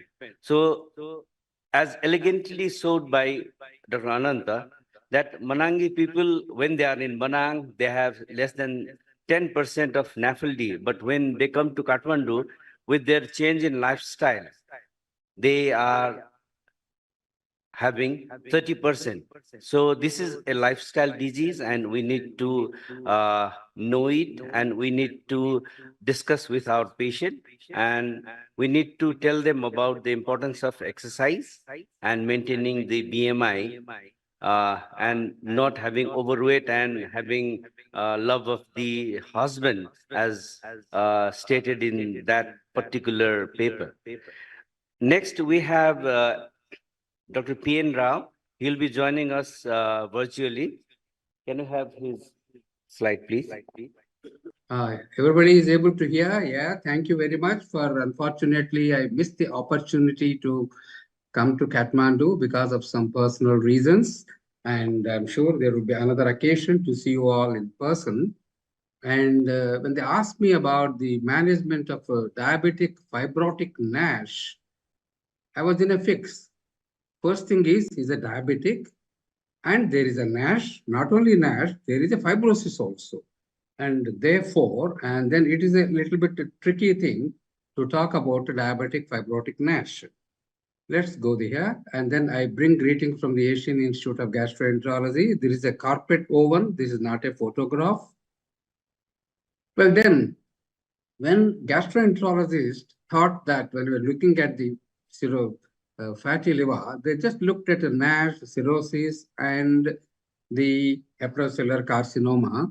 They didn't look at what is happening on the other side, that's the cardiovascular risk factors and the diabetes. And when our colleagues, diabetics and the cardiologists, they were concentrating more on the cardiovascular disease, and it was felt that the fatty liver is only an incidental finding. But times have changed now. As you can see here, that Anant Shrestha has given the statistics in Nepal, and urban Kathmandu, as you said, is no different from rest of the world. As you can see here, that on an average, except in Africa, rest of the places is around 60% the NAFLD in diabetes. And you can see here, 1/3 of every diabetic would have a NASH. And also what Anshrestha has also said about cirrhosis, advanced fibrosis was present in about 15% overall. This is the world statistics. And we talk about the diabetes and then obesity. And then now with the word, you know that the diabetes is there. And also Dr. Anant Shrestha, Professor Anant Shrestha has said about what is the concept of obesity in the general population. And it's no different in our Indian continent also. When you ask them, are you an obese? No, sir, I'm healthy, he will say. That the concept of obesity is not there, especially with the changing dimensions of ours as compared to the Caucasians. And it is a three, diabetes, obesity, and NAFLD, they share the Venn diagram here. Well, then the diabetes and the NAFLD have got a bidirectional relationship. That means if a person has got an NAFLD, there is a 2 to 4-fold increase in developing the diabetes. On the other hand, if a diabetes in NAFLD, the progression to the NASH and the NASH cirrhosis and hepatocellular carcinoma is very, very significant as compared to the non-diabetic population. And this is the one which is there from Kenneth QC. He is a world endocrinologist from USA, as Sanjay Kalra was about it. And it's a bidirectional association. As you can see here that traditionally, this is the disease of the hepatologist. The NAFLD has recently become a major concern of a broad spectrum of healthcare providers. And as you can see here, that how diabetologists are also taking a more and more interest, and also very active research is being done by the diabetologists in the NAFLD, almost equal and sometimes more research in NAFLD and diabetics is being done by the diabetologist. Not only that, our cardiologists also did not lag behind. You see here, in the last 2 years, there have been so many publications on the cardiometabolic risk factors in NAFLD. In fact, NAFLD is one of the risk enhancers for all atherosclerotic cardiovascular diseases. And even the Cardiac Society, they've framed the guidelines for NAFLD. And that's along with the diabetes also. Well, then this is an interesting combination and then hypothesis that you got a fatty liver cycle and also fatty pancreatic cycle. Just like you have a fatty liver, you got a fatty pancreas also, and the fat gets deposited in the insulin-producing beta cells of the pancreas, death of the beta cells, and so on and so forth. I will not go into the details. One can go to the reference which I have given here, but suffice it for me to say that there is a very close relationship between the liver and the pancreas. Well, then this is one of the very important cartoon, which has been written by Professor QC, the American endocrinologist. It clearly goes, how a normal glucose becomes a non-diabetic, and also some explanation about the lean and the non-diabetic, and the NAFLD becomes an obese. Then the diagnosis of type 2 diabetes is made, then progression of that one, and then how insulin sensitivity comes down. That means the insulin resistance has increased along with the beta cell failure. Well, then the word fibrotic NASH, in fact, is being coined mainly by the EASL. You can see here that the diagnosis is okay, but I'm concentrating on the NASH here. And early fibrosis is the F0, F1 fibrosis. What we call it as a fibrotic NASH is a more than F2, which is significant, and F3, and F4 fibrosis and cirrhosis and so on and so forth. This is what is termed as a fibrotic NASH. And as you can see here that the stage 1 is F1, F2, F3, and then F4. All up to this is asymptomatic, sometimes incidentally found. We also, everyone knows that when the patient comes for a laparoscopic cholecystectomy, he is found to have either advanced fibrosis or even cirrhosis on laparotomy, and sometimes the surgery is abandoned. Why the fibrosis is important here is that as the fibrosis grades increase, liver-related mortality increases, and also not only that, it's been observed that the crude all-cause mortality also increases. Why should a fat in the liver cause mortality of all causes? Not a liver-related causes. We know now that the patients die more of a cardiac problems rather than liver cell complications when they have an NAFLD.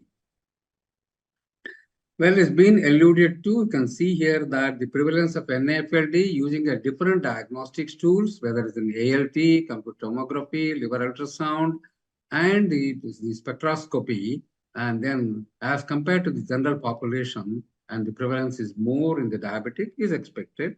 And also, not only that, this okay, NAFLD, but advanced fibrosis, you can see that there is a fibro test or a fibrosis score or a transient elastography, and definitely there is an increased prevalence of advanced fibrosis in people with diabetes as compared to the general population. It is the fibrosis that is important, but not the inflammation itself that predicts the mortality. And that's the reason why people are at great research to give the anti-fibrotic stages and also halt the fibrosis at that stage. And the overall mortality and the severity of the liver diseases and definitely depends upon the amount of fibrosis. As you can see very clearly, those who have got a F4 fibrosis, the overall mortality is very high, and also severity of the liver disease is also very high in those who have got F4 fibrosis. This is one of the recent studies has been published in the diabetic care. The high prevalence of a NASH and advanced fibrosis in type 2 diabetes prospective study with 330 patients. As you can see here, that the NASH is 58% and the advanced fibrosis is about 38%. You can see the severity, and 1/3 of the patients had advanced fibrosis. And also, what they have seen is that if you look at the liver functions of these people, they only have a very mild increase in the ALT and then AST. So that brings down that the ALT and then AST are not very important, and they do not correlate with the severity of the disease. And a normal ALT and then AST does not rule out a fatty liver disease in general population, and so also in the diabetic people. This is another study with these people have taken and diabetes, and they have taken the fibroscan and an MRI, and it's been found out that almost similar, that 65% had NAFLD, advanced fibrosis was seen in 14%, and even about nearly 5 to 10% have got a already established cirrhosis in these people, and know that these can be still asymptomatic. And the diabetes and then obesity, and again, obesity increases the risk, significantly increase the risk of an advanced fibrosis in diabetics. And this is the cirrhosis and the hepatocellular carcinoma, either an alcoholic liver disease or a non-alcoholic liver disease. If the person is a diabetic, irrespective of whether the alcoholic liver disease or non-alcoholic liver disease, the cirrhosis prevalence is high. Not only that, hepatocellular carcinoma is also been found out to be higher in these people. And therefore, with even 3-year median follow-up period, diabetes relative to non-diabetics had high probability of a cirrhosis and hepatocellular carcinoma. And we know that the diabetic people, especially with obesity, they have high prevalence of malignancies, not only in the liver, across all parts of the body. And then, having said that, what is the prevalence and then what is the significance of a fibrosis in people in the general NAFLD and also in people? Let us see the how we can manage the diabetic fibrotic NASH. And we know that the Sanjay Kalra is there, professor, and then you know that the explosion, in fact, we are now getting into knowing about these multitude of the drugs which have come of late, and each set of the groups have got a multitude of the anti-diabetic drugs. And the first one was the metformin, as you know that, but it has got a effects on the left side, what you can see here, but it has been found out that it has gotten there's no significant effect on histology and reduces the incidence of hepatocellular, although incidence of hepatocellular carcinoma is less, but and therefore metformin is not to be used for those people who are not a diabetic and as an insulin sensitizer, or the histology has not shown any. And coming to the vitamin E, it is an antioxidant, anti-inflammatory, and then anti-apoptotic properties. And various properties are there. Very theoretical background of its action on the fatty liver is very, very significant. As you can see here, that multitude of pathogenetic mechanisms are there. And the first one, it is really immortalized, that is Arun Sanyal's, that's and pioglitazone and then vitamin E placebo. We all know that vitamin E reverses the NASH and also resolution of the NASH inflammation is there. But however, the fibrosis wise, neither the pioglitazone nor the vitamin E have got any improvement on the fibrosis. Not only that, this was period for 96 weeks. As you can see here that all the parameters after 96 weeks and then stopping, they have come back to the normalcy. They have come back again back to the original status, thereby showing that even 2 years is not sufficient. If you stop the drug, just like any other drugs for managing the diabetes, if you stop the drugs, everything comes back again. So that puts it into a fix. How long to give? That is the issue in people when we're treating people with the NAFLD and its complications. And this study was being done by, again, the diabetologist, and the role of vitamin E in the non-alcoholic steatohepatitis with type 2 diabetes. What they did, they combined the vitamin E and pioglitazone, vitamin E alone, and a placebo, and they have got the primary endpoint is again reduction of the NAS activity without worsening. Secondary outcome is the resolution of a NAS without worsening of the fibrosis. Interest, this is a proof of concept study only, further it's not been taken into higher levels. And here they found out that the combination is better than vitamin E alone in diabetics. Well, then we have a multitude of drugs. Among these, dipeptyl peptidase 4 inhibitors, and these are the ones with the group and with the gliptin, as you know. And all these drugs, they have found not to improve the liver enzymes or liver fat content or a liver fibrosis and in patients with the NAFLD. So straight away, in people with the NASH or a fibrosis and is having a diabetes, these drugs are not to be used, and they have not found to be, they may be good for the diabetes. That's a different thing. They may have other actions of a diabetic related cardiometabolic or a renal-metabolic complications. That is different. But if they have got a NAFLD, advanced fibrosis, these drug advanced the NASH, and these group of the drugs are not to be used. Then comes the pioglitazone. See, the pioglitazone, the initial study of Arun Sanyal, they have excluded the diabetics. And then afterwards, the pioglitazone has been used in the NASH, in the pre-diabetics, and the diabetics, and also as compared to the placebo, there's been improvement in the scoring, resolution of the NASH, but however, they failed in improvement of the fibrosis, pioglitazone. This is in the diabetic people. And then we have the SGLT2 inhibitor group of the drugs. This is one initial, the studies which have been done in the empagliflozin and also canagliflozin, and the primary endpoints and then secondary endpoints are certainly at baseline and then week 20. This is by the liver fat reduction by the MRI PDFF and also ALT levels. And those people who have been taking SGLT inhibitors, there has been a favorable thing in terms of reduction in the fat. Please remember, reduction in the fat and reduction in the ALT. And these people, of course, have not looked into the fibrotic part at the stage. And subsequently, there's a proof of study. These are meta-analysis have been conducted to assess the SGLT2 inhibitors in patients with diabetes and then NAFLD. The largest one comprising of the 9 RCTs, remembering nearly about 7,000 and the control arm about 4,000. And SGLT2 inhibitors resulted in the improvement of the serum transaminases, body weight, and the liver fat as measured by the proton density fat fractions. Remember, the liver fat has reduced because I'll be referring to this particular aspect when we come to the overall landscape of treatment of diabetes and then NASH. Then we come to the GLP-1 receptor antagonist. Pioglitazone we have cleared, SGLT1 I already told, metformin I told, vitamin E I told. Now let us come to the GLP-1 receptor agonist. This is again initial study. These are not, of course, the diabetes. These are overweight patients and the patients with the GLP-1 receptor agonist. Histological improvement. These are proof of concept studies in particular group there. Later on, of course, semaglutide, other glutides have come back.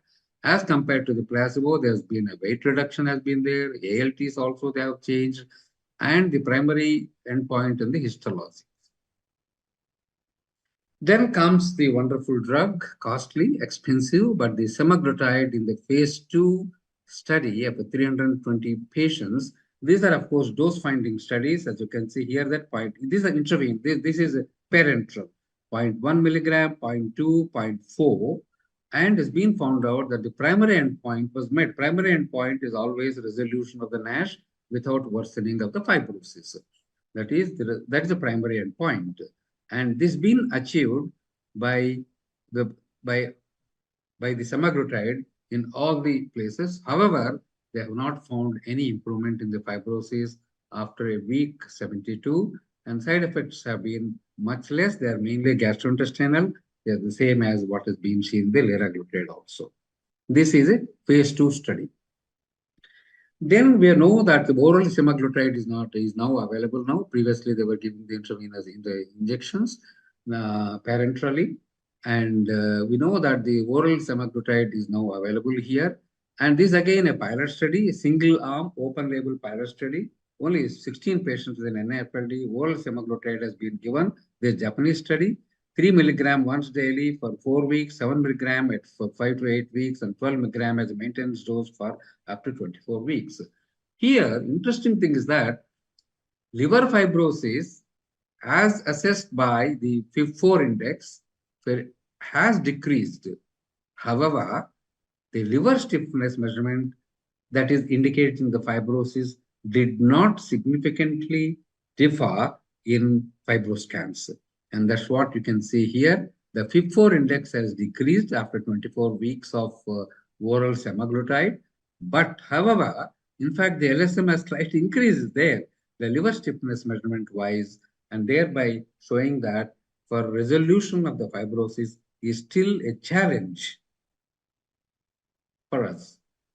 And this is another study which has come recently only, very recently, nascent study, and by people again, Arun Sanyal and then Rohit Lumba, they're the people, leading people who have done the study. And these people wanted to see whether any NASH-related cirrhosis, semaglutide, what happens to them. And this double-blind, placebo-controlled phase 2 trial from 38 centers in Europe and the USA, 71 adults with a biopsy confirmed with the NASH-related cirrhosis, and out of which nearly 75% had a diabetes also. Interestingly, and also perhaps depressingly also for the pharma, and in fact, there's no statistically difference between the two groups in proportion of patients with improvement in the liver fibrosis of one stage or more without worsening of the NASH. The semaglutide people, there was 11%, 11% of the people had that improvement, but you can see here, in fact, the placebo had more, 29%. And that's what is being depicted here, that the proportion of the patients where improvement of the liver fibrosis and no worsening of the NASH, in fact, the placebo group has been more than in contrast to the semaglutide. This is really very, very depressing in that sense. Although for relieving the inflammation, there's the NASH, in resolution of the NASH, the semaglutide scored over the placebo group, which was expected. But when we look at the fibrosis, it did not do well. Well, then we got what is the future for these? That's targeting the lanifibranor is there, is a pan-PPR agonist, and then tirzepatide is again another one, GLP-1 R, and then GAPR agonist. And then the pan-PPR receptor ligand is a lanifibranor. And this is one of the things, which is coming into the work now. But of course, it's not a diabetic. This is general. There's a whole population here. As you can see here, that resolution of a NASH and the improvement in the fibrosis as compared to the placebo, which is 7%, is nearly about 31% here. And this is a side effect profile is less. But however, these lanifibranor and these drugs have to be yet to be tested in people with the diabetes. But let us see whether they will do the same thing, same kind of an advantage of an improvement in the fibrosis in a diabetic fibrotic NASH. And tirzepatide is a newer drug in the kit, and we know that it's got a dual action of a GIP and then GLP-1. And however, and this is the one which is yet to be tested in people with the NASH. I think future we will have more and more information on these two drugs. So this is by the American Diabetic Association recently, September 2023, as late as recently. They said that for adults, in fact, they have had about nearly 4 pages which have been allotted to diabetes and then NAFLD in the recent guidelines. For adults with the type 2 diabetes, particularly overweight and then obesity with a non-alcoholic fatty liver disease, consider using GLP-1 peptide 1 receptor agonist with demonstrated benefits in non-alcoholic steatohepatitis as an adjunctive therapy. You see here, as an adjunctive therapy to the lifestyle interventions for the weight loss, right? And you know that everybody has emphasized on the role of the lifestyle, either in diabetic or in pure NAFLD, or more so in the combined people.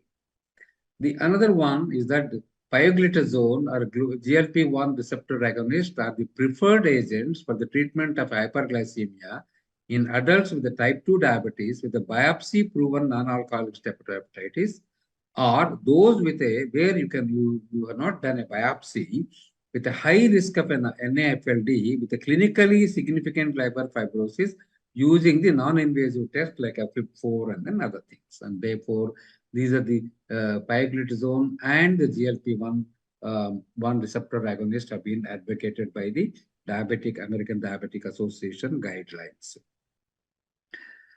And since significantly, diabetes and then obesity are always together, and also NAFLD, as I told about the Venn diagram which I've shown here, the one which have got an efficacy of a very high weight loss is the semaglutide, and then the one which is coming up now, tirzepatide, and high is a dulaglutide and then liraglutide. Intermediate ones are the ones which are not listed above. I am not very familiar with that. Sanjay Kalra and then other people, diabetologists and the internal medicine experts would know about it, but not very familiar. And also the intermediate is the one, where a weight loss wise, SGLT2 inhibitors are the weight.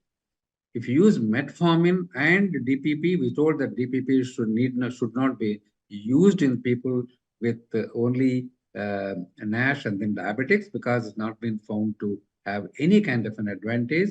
And even the weight also has been the neutral. And the metformin, of course, as we know that as we understand, is a backbone, is always there in this one, but not to be used in the people who have a NASH but not a diabetic. So then the last 2 slides here, when you have a diabetic management in an NAFLD, the general, see here, we have divided the low risk in diabetes, intermediate risk, and the high risk. The low risk is the one where the FIB4 has been done, and then LSM, the liver stiffness has been shown to be less than 8 kPa. ELF, of course, we don't use here. This is mainly done in the European countries. And the intermediate risk, again, the high risk is more than 2.67. We know that the FIB4 really requires only AST, ALT, and platelets, and then age. These are the only 4 things are required. Is there online, and everybody can feed the data, and then one can get it even in an outpatient. When you see that these are the high risk groups, it's not only for diabetics, this is only for the general population, general NAFLD also who do not have a diabetes. Here, of course, the general goal is that the optimal glycemic control using the preferred agents that reverse the hepatitis wherever it is possible. Prefer GLP-1 RA or SGLT1 in cardiovascular disease, and prefer SGLT2 inhibitors in case of a CKD and then heart failure. Dietary recommendations, of course, these like in any diabetic, and more importantly here, what is the preferred diabetic pharmacotherapy if the patient is a low risk as evidenced by the FIB-4 of less than 1.3 and the liver stiffness measurement of a less than 80 kilopascals. You can consider agents that reduce the liver fat, that is a pioglitazone and GLP-1 receptor antagonist and SGLT2 inhibitors. Pioglitazone, we know that is got the flip side is that there is a weight increase will be there and then other cardiovascular. I need not go into the details of that one. However, that is still a good drug when you don't have the other complications. But even intermediate risk and the high risk people, as evidenced by the FIB-4 and then LSM, you have to strongly consider with efficacy in the NASH, that is which have shown, pioglitazone has shown, GLP-1 receptor agonists have shown. However, SGLT2, here there's no evidence that the SGLT2 inhibitors improve the steatohepatitis. As I told you, these have been excellent in reduction of the initiator of this one, that is a fat, and ALTs also have decreased, and therefore they form a second line of drugs. In that sense, one would prefer definitely GLP-1 RA or a pioglitazone. And in people with the high risk, again, strongly considered with efficacy in the NASH, the pioglitazone and the GLP-1. And we don't have efficacy data in cirrhosis. As I told you now, the semaglutide in cirrhotic has been failure in terms of fibrosis. However, NASH has been there, but we don't have a safety data. And the metformin, sulfonylureas, DPP, as I told you already, all these things, they may continue. But when you have a cirrhosis of liver, and at this point of a time, the oral drugs have been advanced cirrhosis. What I mean to say is advanced cirrhosis is a child C, then one has to be cautious in using these drugs. Well, management of patients with pre-diabetics, diabetes, either you do ultrasound or an ALT high or an ultrasound or both. Rule out other causes which are causing either ALT or a fat in the liver. Then you assess the fibrosis by MR elastography. Is expensive. I don't think it's available. It's not practical also. But then FIB-4 is there for us, which can be done as an outpatient.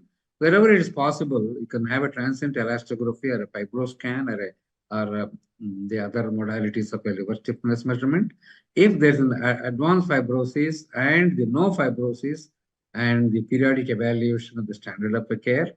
In the intermittent group, you can do the fibroscans after having done the FIB-4 and then decide. Biopsy, of course, many people would refrain from biopsy. Neither the patient would agree, nor the physician has got a heart disease, heart to do the liver biopsy, unless there is some kind of a co-founding factors like alcohol or an autoimmune, where you are unable to decide whether NAFLD is doing the trick or whether associated or the other autoimmune disease or alcohol combination is doing that. And then what does the Indian National Association INSL say about it? It recommends vitamin E as a pharmacotherapy for NASH with or without hepatic fibrosis, F1, F3 also, and non-diabetic adult patients and pediatric patients, and recommends pioglitazone as a pharmacotherapy for NASH with or without fibrosis, again strong, and saroglitazar, which has been approved by the DCGI India and as a pharmacotherapy in these people. However, the evidence is only weak now. Well, then what are the key points? NAFLD is associated with a 2 to 4-fold increased risk of development of a type 2 diabetes. Patients with the type 2 diabetes have a higher prevalence of steatohepatitis, liver fibrosis, end-stage liver disease, and also hepatocellular carcinoma. Everybody has emphasized on that one. Still, lifestyle modifications, exercise, diet, strict management of the diabetes status is very vital. And no drug has been approved by the FDA for the management of a NASH or a fibrotic NASH, not only in the diabetic population, even the cancer population. Lanifibranor is the one which is coming up, and then which we have to see. Obeticholic acid has been a failure, although it came with the initial third, but later on FDA refused to give any kind of an approval for the obeticholic acid. And the large number of drugs for managing the diabetes, three things they figure out: GLP-1 receptor agonist, SGLT2 inhibitors, and pioglitazone also figure prominently to treat associated NAFLD. Advantage of a weight reduction. I mean, weight reduction is too big. Pioglitazone, of course, it increases the weight. Improvement in the NASH resolution. Improvement in the fibrosis still has not been achieved, and perhaps there's been a recent article also on combination of the various anti-diabetic drugs is being tried now. Well, thank you very much for your patience, attention, and the interaction which we are going to have. I'm going to stop sharing my slides, and then with the thanks to. Thank you very much, Professor Rao, for your excellent deliberation. So we saw the bidirectional relationship of type 2 diabetes and NAFLD, and we came to know about different pharmacotherapeutics. And in my view, what I have seen in my personal practice, that this SGLT1 and GLP1 inhibitors, they are very good in terms of decreasing liver fat, and then also reduces some degree of fibrosis. So these are the agents that can be seen in the future. Now, for the last lecture of today, I would invite the excellent orator all the way from Cuttack. We have Professor S.P. Singh, and he'll be talking on how to decrease mortality in cirrhotic NASH. S.P. Singh, sir, please.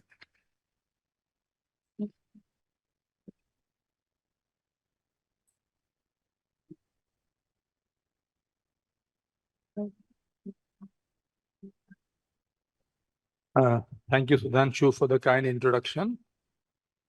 I must thank the organizers for inviting me for this talk. And this is the second time I'm here in Kathmandu. First was the first SADL conference we had, and this is the second time.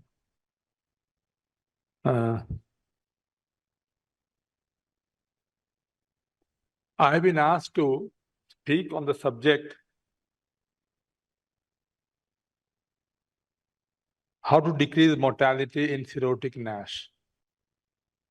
Actually, my job has been done a bit easier. Dr. Rao has almost quoted all the studies I would have, spoken. So I'll be able to run through them. And it's already 9 o'clock. A lot of you must be feeling very hungry. It is good to be hungry, most of the time. If you remain so, then you'll be like those regions which Ananta spoke about, with only 9-10% NAFLD. Otherwise, you know what is happening in Kathmandu. These are my disclosures. For the last 1 year, I have only been speaking on, nomenclature of NAFLD, nothing else. So I've forgotten management of NAFLD, actually.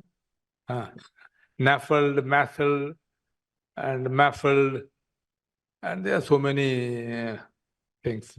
METALD. So Dr. Raj Reddy, he calls me up and jokes, see, I took 2 pegs of, 2 glasses of wine. What do I have? Tell me. METALD?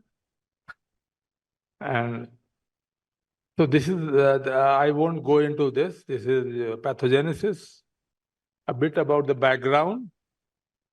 As has already been mentioned by my earlier speakers, what we have is a pandemic. And patients with NASH face an elevated risk of developing. If you have NASH, not just NAFLD, then you have very high risk of developing fibrotic NASH and then cirrhosis. About 10% of NASH patients are going to develop cirrhosis. And once you have fibrotic NASH or NASH with cirrhosis, you have a high chance of both the NAFLD patients are actually, they don't, the major cause of mortality is not liver related. That one must know. We only talk of liver, we talk of drug development of liver, but we are forgetting that we must not allow NASH or NAFL to take place, because if you have NAFL, the main reasons for death are cardiovascular and GI cancer, not cirrhosis. But anyway, I'm here to speak on cirrhotic NASH. Cirrhotic NASH has taken over all other forms of NASH in the West and other places, where for them hepatitis B and C is not that much of a problem. And the same thing is going to happen with our population as we go up the developmental ladder. The problem is there are the different stages of cirrhosis, 1, 2, 3, 4, and now you have an additional 5 with sepsis. Sepsis is just, if you have more severe form of cirrhosis, you are bound to have sepsis. It's just that. So when can you act? Ideally, if you can act at the early stages, that is at the stage 1 or before that, that's the best prevention. But unfortunately, most of the time patients come to us with stage 3 or stage 4 or stage 6 disease. So there lies the problem. There it is very difficult to handle these cases and to arrest its progression. These are again in a different way the different clinical courses, from compensated cirrhosis to acute and chronic liver failure. The first step is, a patient of cirrhosis who is compensated. Next, we have decompensated, but these are easily managed. And the third one is progressive decompensation. In spite of all treatment, then you develop ACLF and HCC and so on. So this is just to show that once you have compensated cirrhosis, this elevates the risk of mortality in these patients of NASH. And once you have decompensated cirrhosis, it further, the mortality goes up to almost 2/3. These are comorbidities. Actually, the publication, most of the publications I have been talking of, I am the devil's advocate. These are, wasteful publications. Now you'll find all the journals are full of MAFLD versus MAFLD versus MAFLD, and so on. What do they tell you? Nothing. Initially, they said that they require the change in name to MAFLD and MAFLD because then you identify the more severe forms of disease. And now all the papers are telling us that they are same. There's hardly any difference. And the classic case is when you go through the MAFLD guideline of Apazal by Professor Sareen and his colleagues, you find that it is mentioned the highest prevalence of MAFLD is in Bangladesh. When you look up the reference, it is NAFLD. It is a paper on NAFLD, not on MAFLD. And that whole guideline is full of only NAFLD. Only what they have done is this change. And in the journal, the editorial board, there is a war. It depends on which side you are on and which side the editorial board member is on. You send a paper, you have written NAFLD. NAFLD is over. Now you again rewrite your whole paper. And what they want you to do is nothing. You just write instead of NAFLD, MAFLD, and then they say the rest is fine. I've seen through a lot of these, editorial comments and being associate editors to different journals, I find, what the other editors write. It is very unfortunate. Because what you have for NAFLD is nothing but lifestyle intervention. You attack the comorbidities, you treat diabetes, you treat the lipids, you treat the weight, that's all. You have nothing. These are the different stages. First, you can attack, the NASH cirrhosis at the level of etiology, that is lifestyle modification, treatment of insulin resistance, diabetes mellitus, and other comorbidities, as I mentioned earlier. Next, at the next step, you treat the initial core events, mainly portal hypertension, you can then take care of bacterial translocation. And these two steps, if you manage them well, then you reduce mortality. And the last is downstream. Now here, you have to take care of inflammation, circulatory dysfunction, oxygen stress, and immune dysfunction. And most of the molecules which have been used, they have been used accidentally, but later on found to have multiple effects. They take care of portal hypertension, they take care of circulatory dysfunction, oxygen stress, and so on. So the molecules we have today, which work, I mean, whatever the new molecules has been shown, they are apologetic when they present here. It is very safe, it is very good, it does resolution on NASH, but no fibrosis. And why did UDCA go away? Ursodeoxycholic was thrown into the dustbin. Why? Because it reduced the enzymes, it reduced everything, but it didn't reduce fibrosis. Then what are you talking about? They're useless. Specific intervention, that is at the first step, treat the underlying cause for cirrhosis, and then surveillance for HCC, vaccinations, varicose surveillance, and if you have varices, then you can use beta blockers.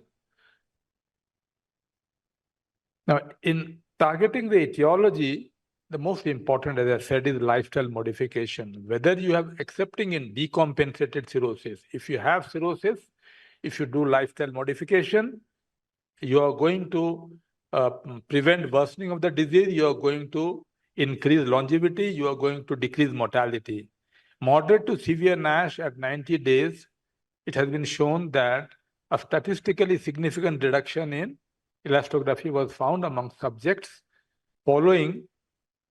Now, what is LGMID? This is a combination of exercise and the Mediterranean diet.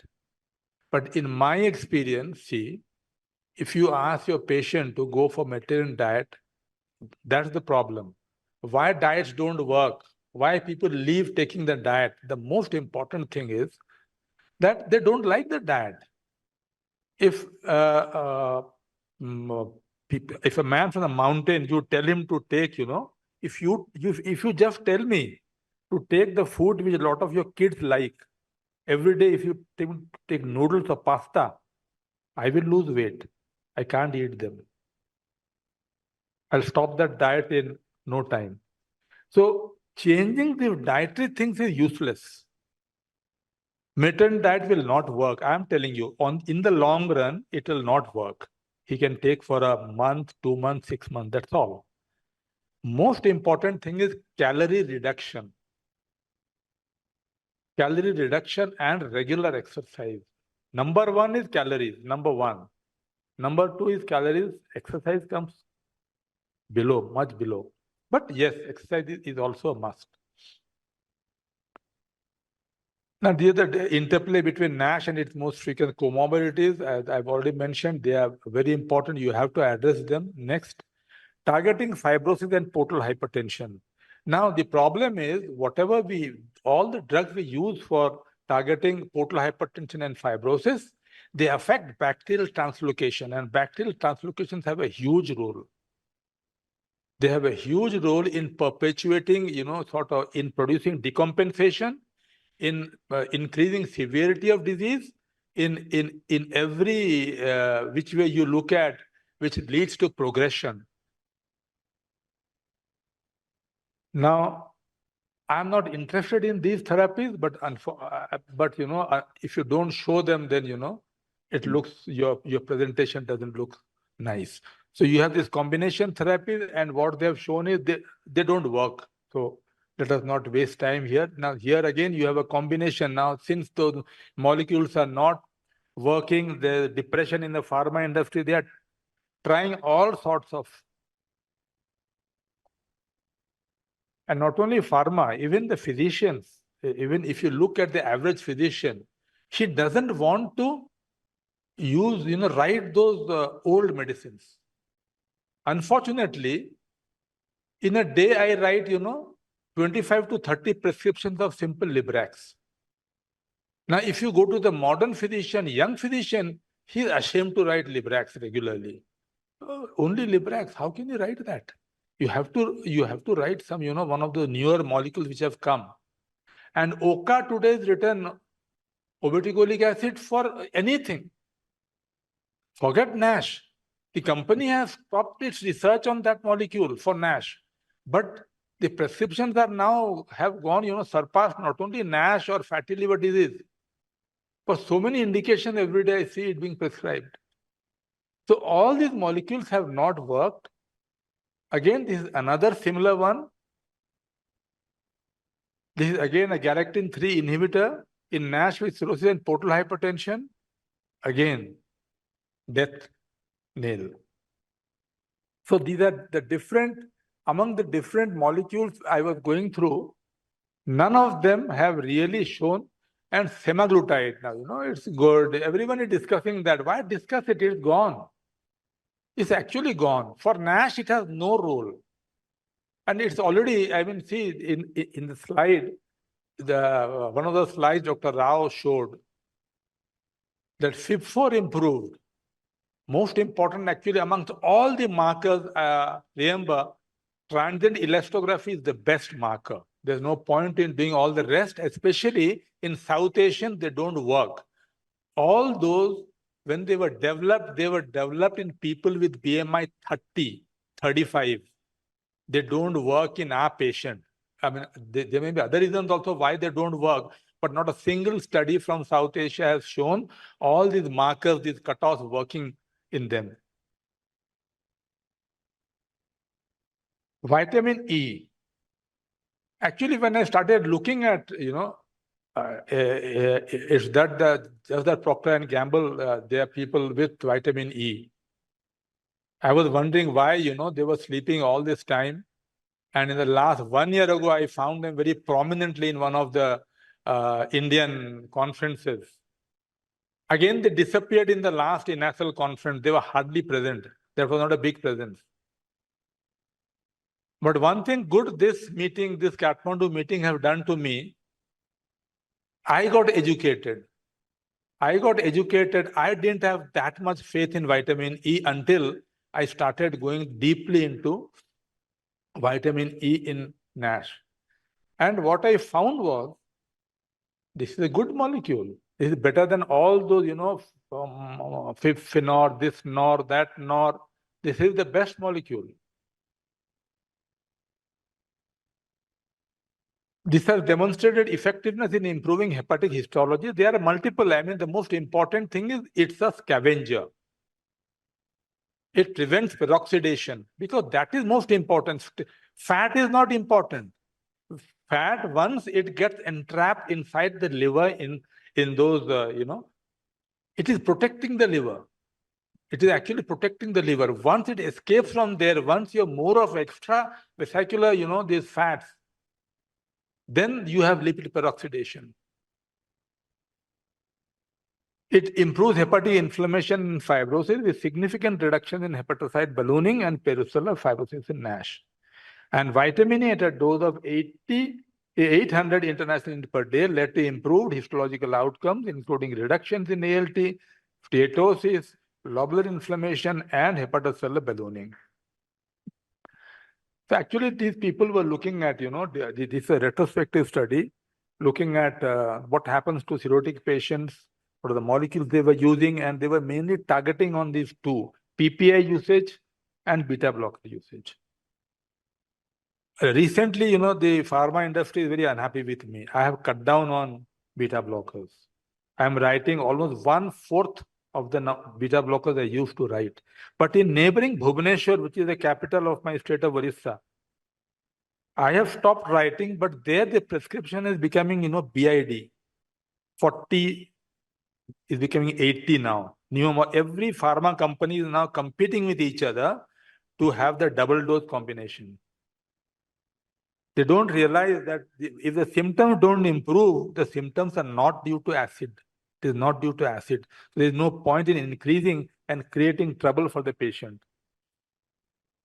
So non-selective beta blockers, they have been seen to reduce bacterial infection. So not just they don't work just to reduce the varicose bleed. The very important thing is they reduce translocation, bacterial translocation, and thereby they reduce the infection in these patients, and also they have they reduce the mortality in these people. So targeting bacterial translocation, as I mentioned earlier, this leads to less of bacteria in the system. As the guy is immunosuppressed, he is unable to fight the bacteria. And once the LPS and the bacteria go and get in, they further produce, they are responsible for more inflammation in the liver, more stellate cell activation. You have more of microbial products. So basically, now our stress is not only just on the varicose bleeding. The most important thing is how to prevent development of ascites, ACLF, and here now people have started looking at the antibiotics and the other agents.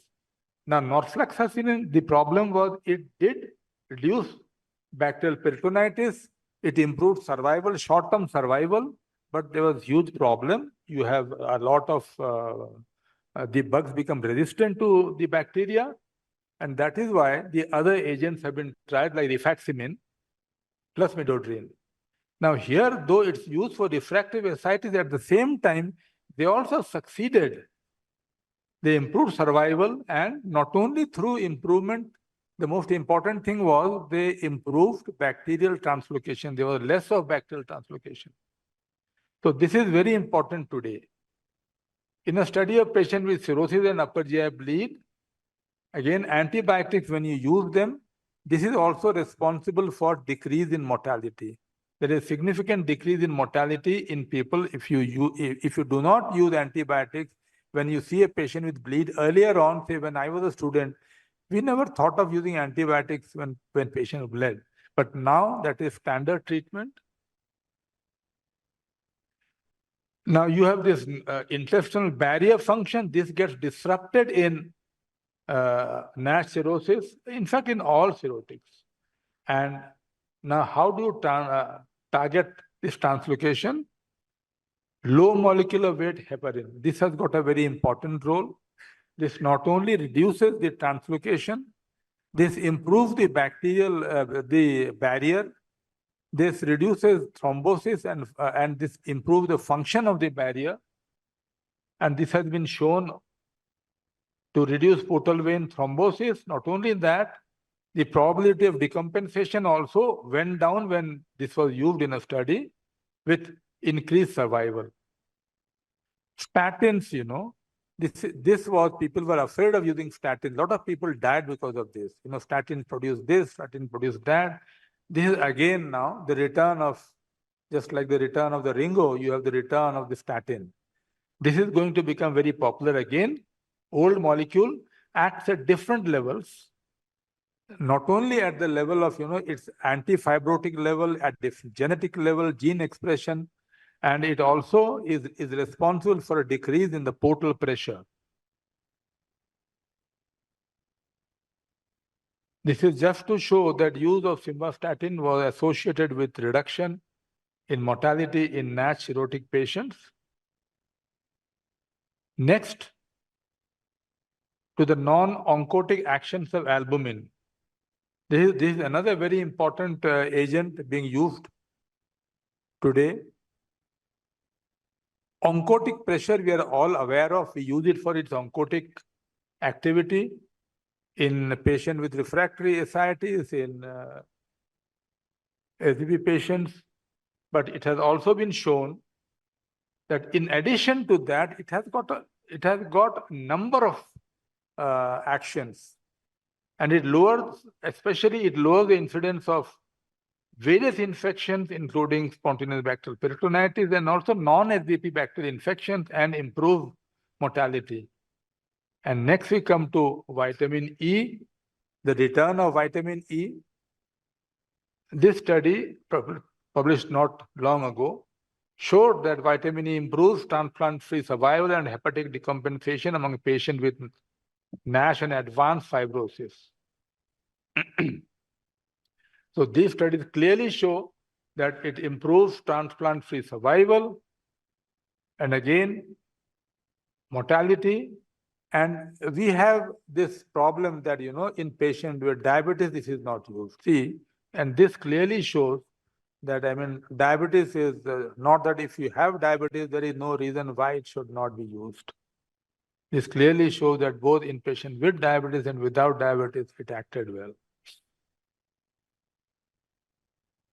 Hepatic decompensation in this study went down. Mortality, all-cause mortality also improved significantly. So they concluded from this study, vitamin E use was associated with improved clinical outcomes in patients with NASH and bridging fibrosis and cirrhosis. Only thing is that they could not show an improvement in development of HCC. That's all. But that is fair. Malnutrition, we don't look at malnutrition. Once a patient has liver disease, we said, kuch nahi khao. Ghee nahi khao, tel nahi khao, you don't eat anything. That is the biggest thing.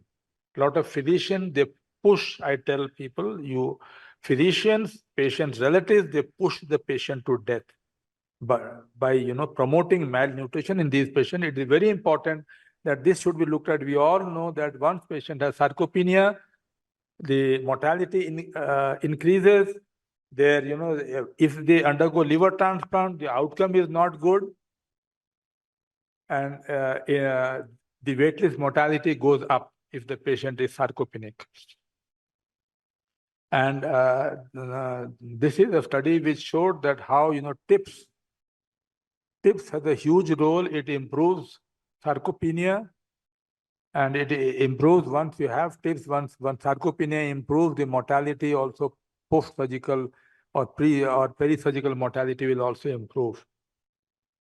So the primary intervention for both NAFLD and sarcopenia is lifestyle modification, including physical activity. In NAFLD, the degree of weight loss is proportional to the degree of improvement in liver histology. Now, this is EASL guideline summary for compensated cirrhosis. 20% patients with compensated cirrhosis have nutritional deficiency, and you need assessment by a nutritionist, including the assessment of muscle strength and muscle mass. I won't go into further details. The other things which are important are avoid NSAIDs, methotrexate, co-amoxiclav, anti-TB drugs. Anti-TB drugs you can't avoid completely, you have to use with caution. Herbal medicines. And finally,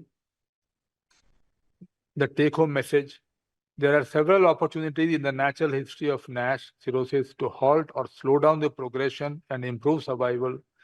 Targeting upstream etiology is the most effective, but must be done early. Downstream targeting should be at multiple levels. Lifestyle modification, nutritional therapy, control of comorbidities, vaccination, beta blockers, statins, non-absorbable antibiotics, midodrine, vitamin E, albumin, they all have a huge role in reducing mortality in NASH cirrhotics. Thank you.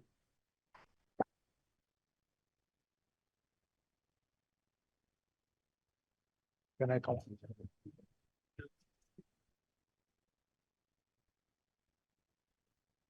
Thank you so much, sir, for such a detailed deliberations. And may I now also request faculties Dr. Ananta Shrestha, sir, Dr. Sudhanshu, sir, to join us for the quick Q&A. We won't take much time between you and the dinner. So we'll have a quick Q&A if there are any questions, and then we'll conclude.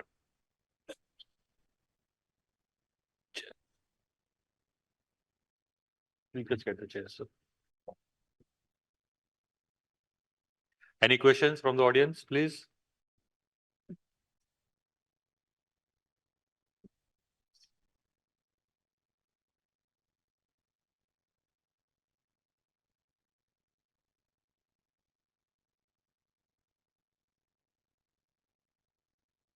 So I'm going to ask one question to SP Singh, sir. You told that statin has a good role. Yes, simvastatin has a good role, but we don't have simvastatin. In that case, can we use other statin? Are there any studies regarding that? Yeah, it is not just simvastatin. The other statins can also be used safely. Atorvastatin can be used. You can use the other one, the newer one, rosuvastatin also. But there is some difference. Okay, there is some difference between the different statins. Okay, and you have to at least after you use, if you have just monitor the symptoms, you can easily now there are rare occurrences of especially, and this has occurred with simvastatin actually, not with other molecules. More frequently it can occur with any statin, the rhabdomyolysis. So if a patient complains of pain, we should be cautious. Once the patient says pain, you should immediately do an enzyme study and step in.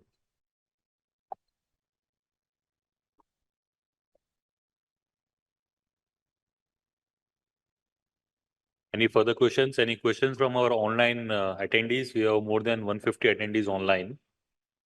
So if there are any questions, just post on the chat. We'll take answers or maybe get answered later. But any questions from the audience here? Well, I would like to put up a small comment and a question. Now, as a hepatologist, when we deal with the NAFLD in diabetic patient, there's always a conundrum that vitamin E increases overall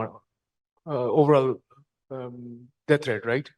That was one of the fear factor that was there. And since vitamin E is the only approved medication for NAFLD, when it comes to diabetic NAFLD patients, what do we do? Do we give vitamin E? Because is it really related with the increased overall mortality in diabetic patient or not? So I think endocrinologists could better answer that question. Are you afraid of giving vitamin E to patient with?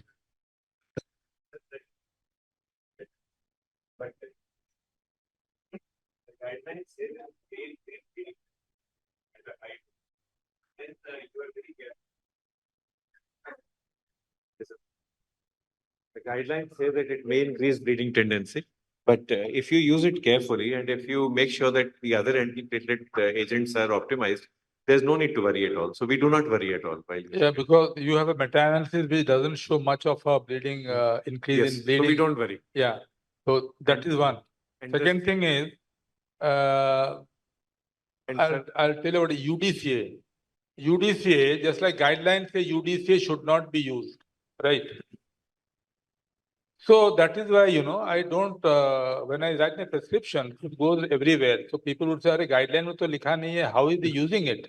So I'm apprehensive in general. But I tell you, this is a lot of people when they want to go to Middle East or somewhere, for some vague reasons, they make them go through various tests to work. And once the enzymes are raised, which is very common these days, once you have raised enzymes, they say you get back, you have to, you have a liver problem, we can't take you in. And the poor person comes, heartbroken, he was thinking of a good job in Middle East. And these are the patients I prescribe, and this is almost 100% success. I prescribe UDCA 600 twice a day. The enzymes come down. In a couple, I tell them to reduce diet and check weight. The enzymes become normal. They become normal in a couple of months. They become normal, and he gets back to his job in Dubai. So the guidelines are very problematic. If you look at guidelines, you can't practice.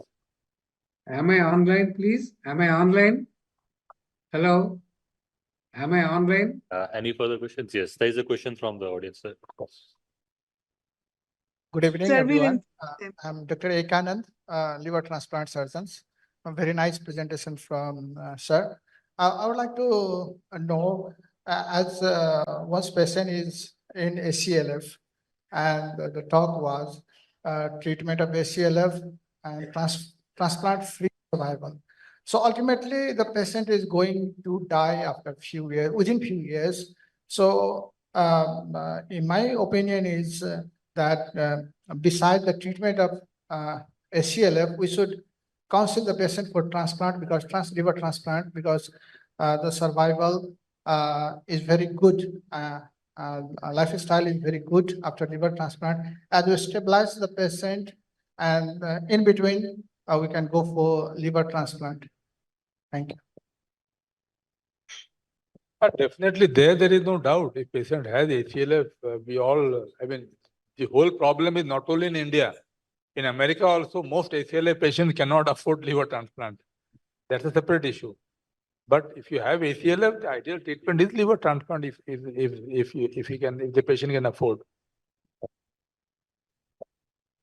Just one comment. Dr. Rao sir also wanted to address the question. If you can, have him online, please. Yeah, as far as the Sir, we vitamin E cannot is hear you. concerned, Just a minute. vitamin E is concerned, I think it has been overemphasized. The risks have been overemphasized. All the complications which have been seen earlier, which has been reported, are not in NAFLD patients, with a patient with a lot of comorbidities like an Alzheimer's disease and many of the other diseases. In fact, in elderly people, suppose if you're you can use one tablet, instead of 800 milligrams, you can use a 400 milligrams. And because even Arun Sanyal has shown that in his earlier study before the PIVENS, has shown that 400 milligrams a day is as good as 800 milligrams. So even prostatic cancer, other things, they have not stood to the test of the time, and it's when the risk has been overemphasized. You can use safely in elderly people with other comorbidities. You can use one OD rather than the twice a day. Over. Thank you. Thank you, sir. And may I now invite Dr. Sonali to, come and say the vote of thanks, please.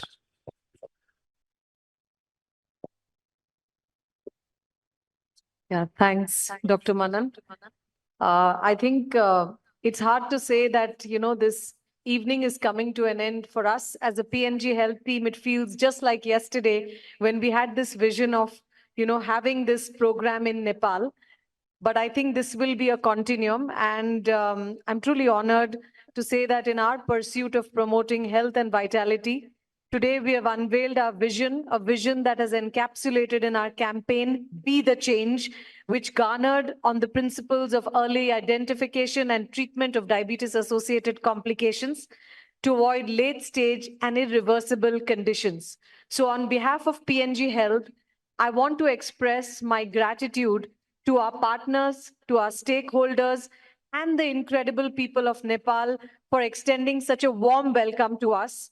As we re-establish ourselves in Nepal, we are not just here to do business, but we are here to empower. Let's be the change. And thank you so much.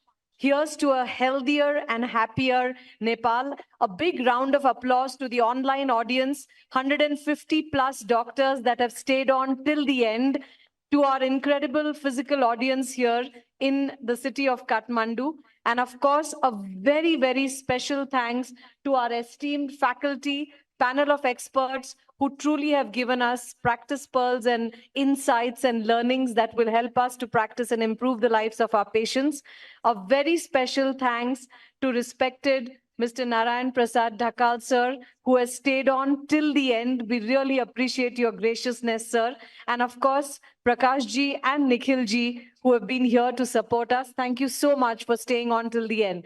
To the audience here, I'd like to say thank you so much to our on-ground partner, Ravi and the team, and then of course, Arvinda and the team. It couldn't have been possible without your stellar support. So huge round of applause to all of you, and thank you so much. We look forward to coming back again. To our audience, do join us for dinner. Thank you so much. I'd like to invite the dignitaries and Dr. Kalra, Dr. Dina on the stage for one picture, please. And then, of course, won't take up much of your time, sir. Please, request you to come on stage. And of course, the PNG Health team, please join us. Nikhil ji, please come on stage. Our sellers team, Arvinda and the team, please come on stage for a group picture, Cass.